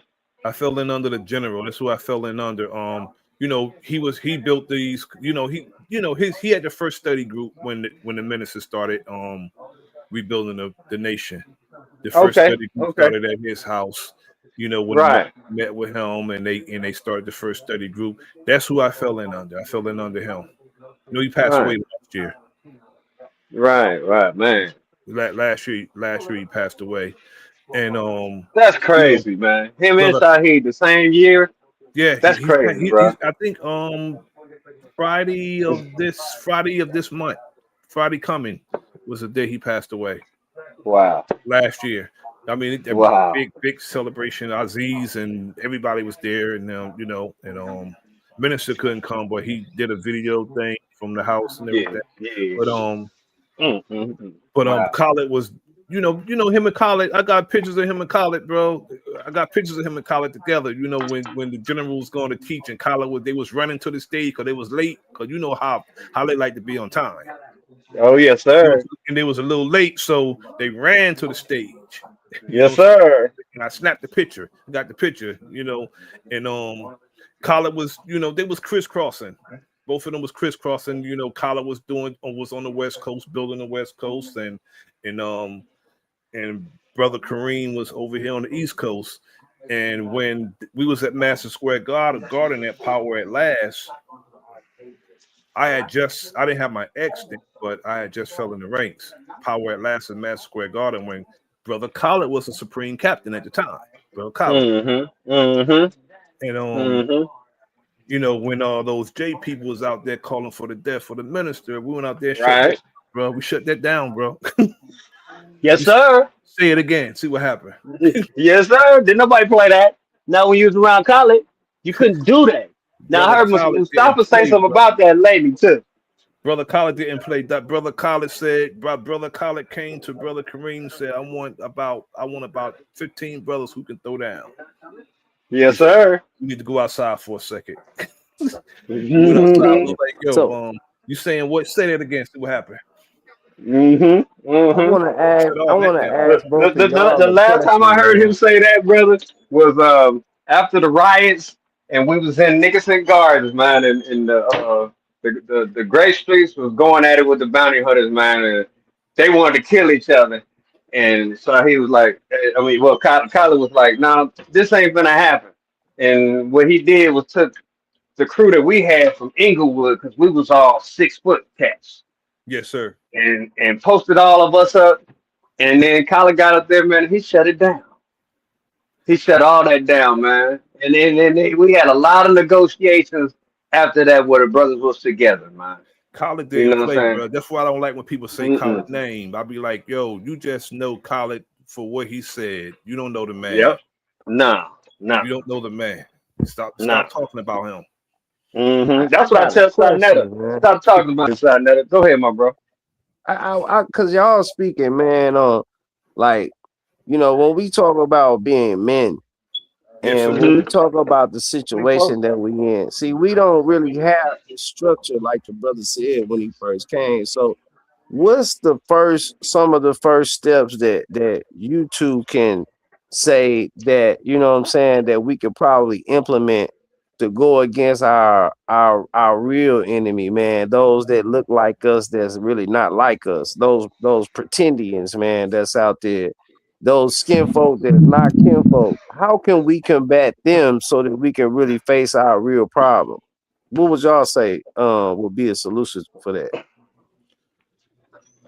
You want to go first, Keith? Well, the ones who serve to our detriment, we had to just ostracize ourselves from them. And as long as they don't hinder what we're trying to do, they'll be okay. Right. But the minute they come between what we're trying to do, standing and acting on behalf of our people, they're going to have a serious problem. Mm-hmm. Stay over there and do what you're doing, but do not hinder us. Right. You know, this brother right here, brother Chief, is he's a student of Dr. Khalid. I'm a student of Abdul Kareem Muhammad. Between the two of them, between Kareem and Khalid, man, you got problems. I'm telling you. You got serious problems. You get a student of Abdul Kareem in a Khalid Abdul Muhammad. You got problems. You got some. I'm a student. We was learning stuff back in the day that would help us combat. Like we was learning guerrilla. I'm late. We was learning guerrilla warfare tactics and things of that nature. You know what I'm saying? All that got wiped away. You know what I'm saying? Yep. We was learning how to make the tanks fall underground if they came through the streets, and we was learning how to put on homemade bulletproof vests with the tank tops, with the leather jackets, and you know what I'm saying? Things of that nature. Like, so what are some of these tactics that, some of the things that we have today to where we can kind of re-implement these tactics for protection on the people? Because we see that our people are helping them kind of really just take us captive, man, to be honest. We have to train together, brother, and prepare ourselves physically. We have to train together, brother. That's why one day I'm going to show the tapes that's out of our brothers train. We have seminars. We have Nation of Islam seminars, martial arts seminars every year. And when you see some of these brothers and sisters, you run up on them if you want. You run up on one of them if you want. I'm telling you, you better not run up on one of them. You're gonna cause a serious problem. And people talk about the bow tie. The bow tie, we wear the bow tie because the bow tie is not a noose. Pulling that bow tie, you're pulling it off. Brother, tell them about Muhammad Ali's wife. Exactly, bro. If y'all ain't never studied her, go look at her up, man. And y'all will see what he's saying when he say run up on one of them women. Run up on one of those women if you want. You have a serious problem. You're gonna catch it. I'm telling you. Because that's how I train my daughters. You know what I'm saying? My daughter is a ninja. You know what I'm saying? She got hands, feet, and all. You know what I'm saying? If it's for she can be able to protect herself, but we trying to make princesses, and we ain't in no palace. Thank you. You know what I'm saying? Nothing wrong with a sister being feminine and being a girly girl, but you gotta teach them to have that warrior spirit too. Oh, the men! I'm talking about the boys are being made the princesses too, but we ain't in no. We don't want that around us. We don't want that around us. Yeah. That goes back to the women too, with single mothers who be pouring all their, I'm not saying all of them, but some of them that I've observed, they be pouring their emotions into that boy. You know what I mean? So I agree. It goes back to the women, because if I say I'm submissive, that's a bad word to say around women these days that I've experienced. They got power of the mouth and the tongue, but when it comes to other things, as far as self-defense without using the mouth. We have to. Yes, sir. I agree. I strongly agree. But we train together. We have national seminars every year, and the assistant supreme captain Aziz, who's been with the minister over 60 years, and he's the national trainer. And when you see all these brothers and sisters in a seminar, you got masters, grandmasters, we got red belts with sashes on them and everything. And you see Like Brother Daniel. Man, you got Steve Muhammad. You know what I'm saying? You see Brother Daniel. You see Brother Daniel. Most of those brothers own dojos. Yes, sir. They have their own dojo. Yes, sir. Steve Muhammad, Crenshaw Boulevard. You know Infudishi, bro? I don't know him, bro. Infudishi. I might have seen him. He be on active. Sinetta platform sometimes. Infudishi. Okay. I might have seen him then. I He's didn't know one of who he my was. instructors. He was one of my instructors when I was growing up. Okay. He was Hassan Ali at the time when he was in Right. He had me when I was like a teenager. Wow. Right. I was a teenager going to him, and then Isotita. You know what I'm saying? Both of them. I had him. I had Infudishi. I had Isotita, and I had Shaquille. Both of them, all three of them were my instructors. Shaquille he passed away in 2000, I think 21, and not 2020. He passed away. This man won everything there is to win in martial arts. Yeah. Every award that you can win in martial arts, he won. So he had to be coming right behind Steve. See what happens when somebody trains you like that?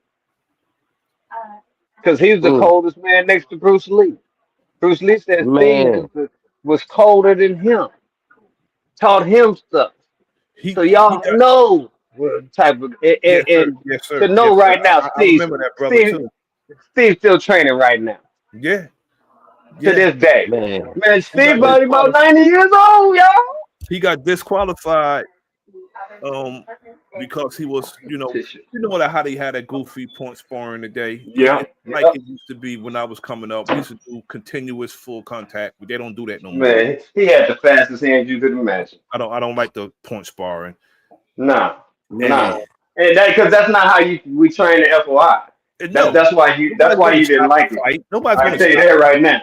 Yeah, it's fake fighting. Exactly. Nobody's going to stop the fight and say point in a real fight. You know what I'm saying? Right. So we're used to continuous and we're used to combinations. If I sweep you, I'm gonna kick you on the way down. If I reach hand you, I'm gonna backhand you.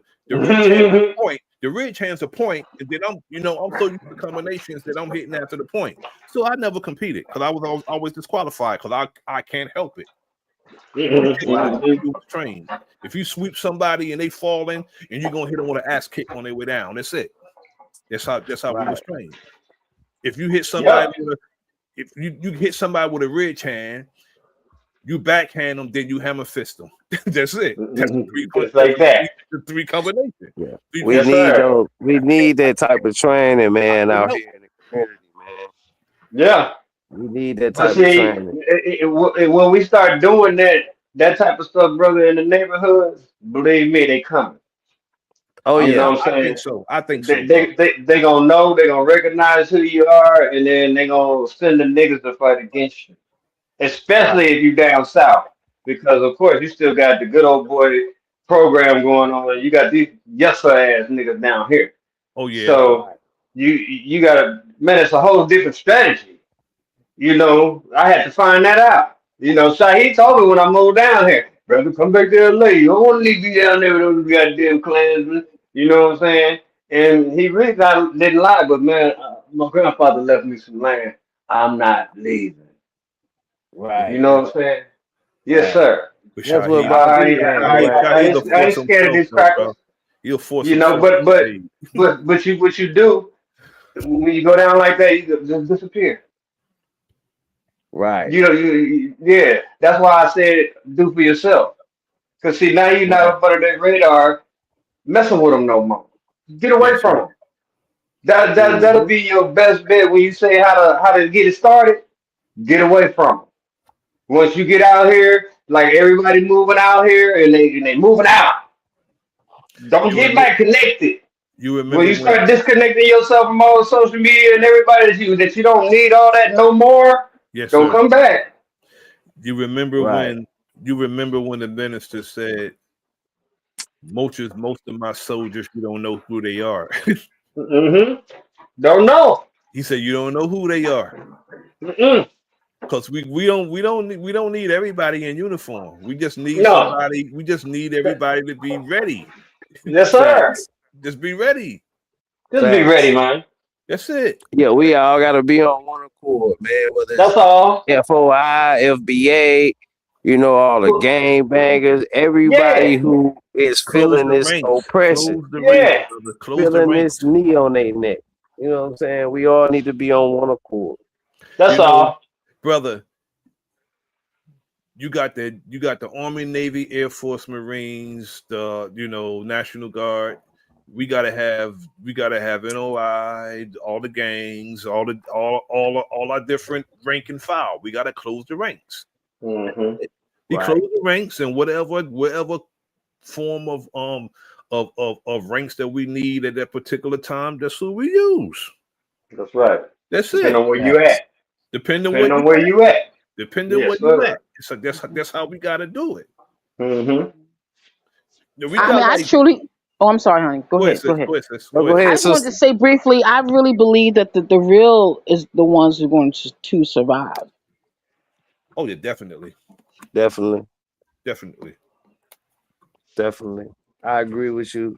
You know, I agree. and it's a lot of, it's a lot of white people. It's a lot of other people too who are more that I consider more on my side than a lot of people who look like me. You know, I want to do for me and mine, but if I got somebody who got the same mind frame and the same vibe that I'm on, That's and what they you better all got, believe it. yeah, You're man, gonna have some people that Don't are be a sympathetic fool. to the cause. You're gonna have people Mm-hmm. sympathetic to the cause, and that's gonna be like, yo, we Yep. we tired of this same system. Let's go. Yep. right, Yep. And they ain't gonna look like you. And they're not gonna look like you. And guess right, what? They'll be the ones who pull it. Yep. right. They'll pull They'll it. And be the they ones that go already in there ready. before you will. Exactly. They already ready. They got their arsenals Already together. ready, and You they see gonna what go they in there before you will. You see what they All did you Yep. gotta do January is 6th, right? watch. Over some BS. Just imagine a real cause. Yes, Right. sir. Just imagine Yes, a real sir. Mm-hmm. Yes, Mm-hmm. sir, man. Damn, we could past the 3 hour mark, man. brother. I have to go, brother. You know what I gotta do, brother. Yeah, I know, Hey, brother. hey, It's man, been a good good thing. deal with y'all. Yeah, great talking to you two brothers, man. Love y'all, man. Y'all peace and respect to y'all both, brothers. Y'all keep doing your thing, man. Peace and respect. Yes, Love yes, you too, brother. likewise. Yes. Peace and power, man. I Oh appreciate yeah, that's all right. y'all. And to you too, sis. I forgot you was on there. That's okay. Yes, That's sir, okay. sister Demi. Yeah. Much Uh, respect to you, Peace, sis. peace We everybody. appreciate you likewise very for all much. of y'all. Thank you. Thank you for Peace this everybody in the chat. opportunity. Keep Yes. Yes, regular ma'am. cigar, black ice. Who else is in here? Yeah, salutes to everybody, Ron man. It was a Flat great Power deal. God, DJ Pete That was a Trill. build. Pete That's a Trill, real build right there, my Pete bro. Trill, Sister Shane Walker, Ron Flat Power God. Salute Greedy to everybody Vegan. who came through. Greedy Vegan. Thanks for tapping in. This was another good one, brother. I appreciate you allowing me to come up here and chop it up with you. And until next Yes, time, sir, King. peace, power, and love, brother. Peace and power. I appreciate you, good brother. Chief Eagle Eye, Sister Demi, Respect. Brother T. Respect. Wriggles, everybody in the chat. Much love and respect. I promise we will be back real soon. We're going to stay in rotation. Let's keep the same energy. Peace and power. Until the next time, man. Much love and respect. I love y'all. See y'all soon. Peace. Peace.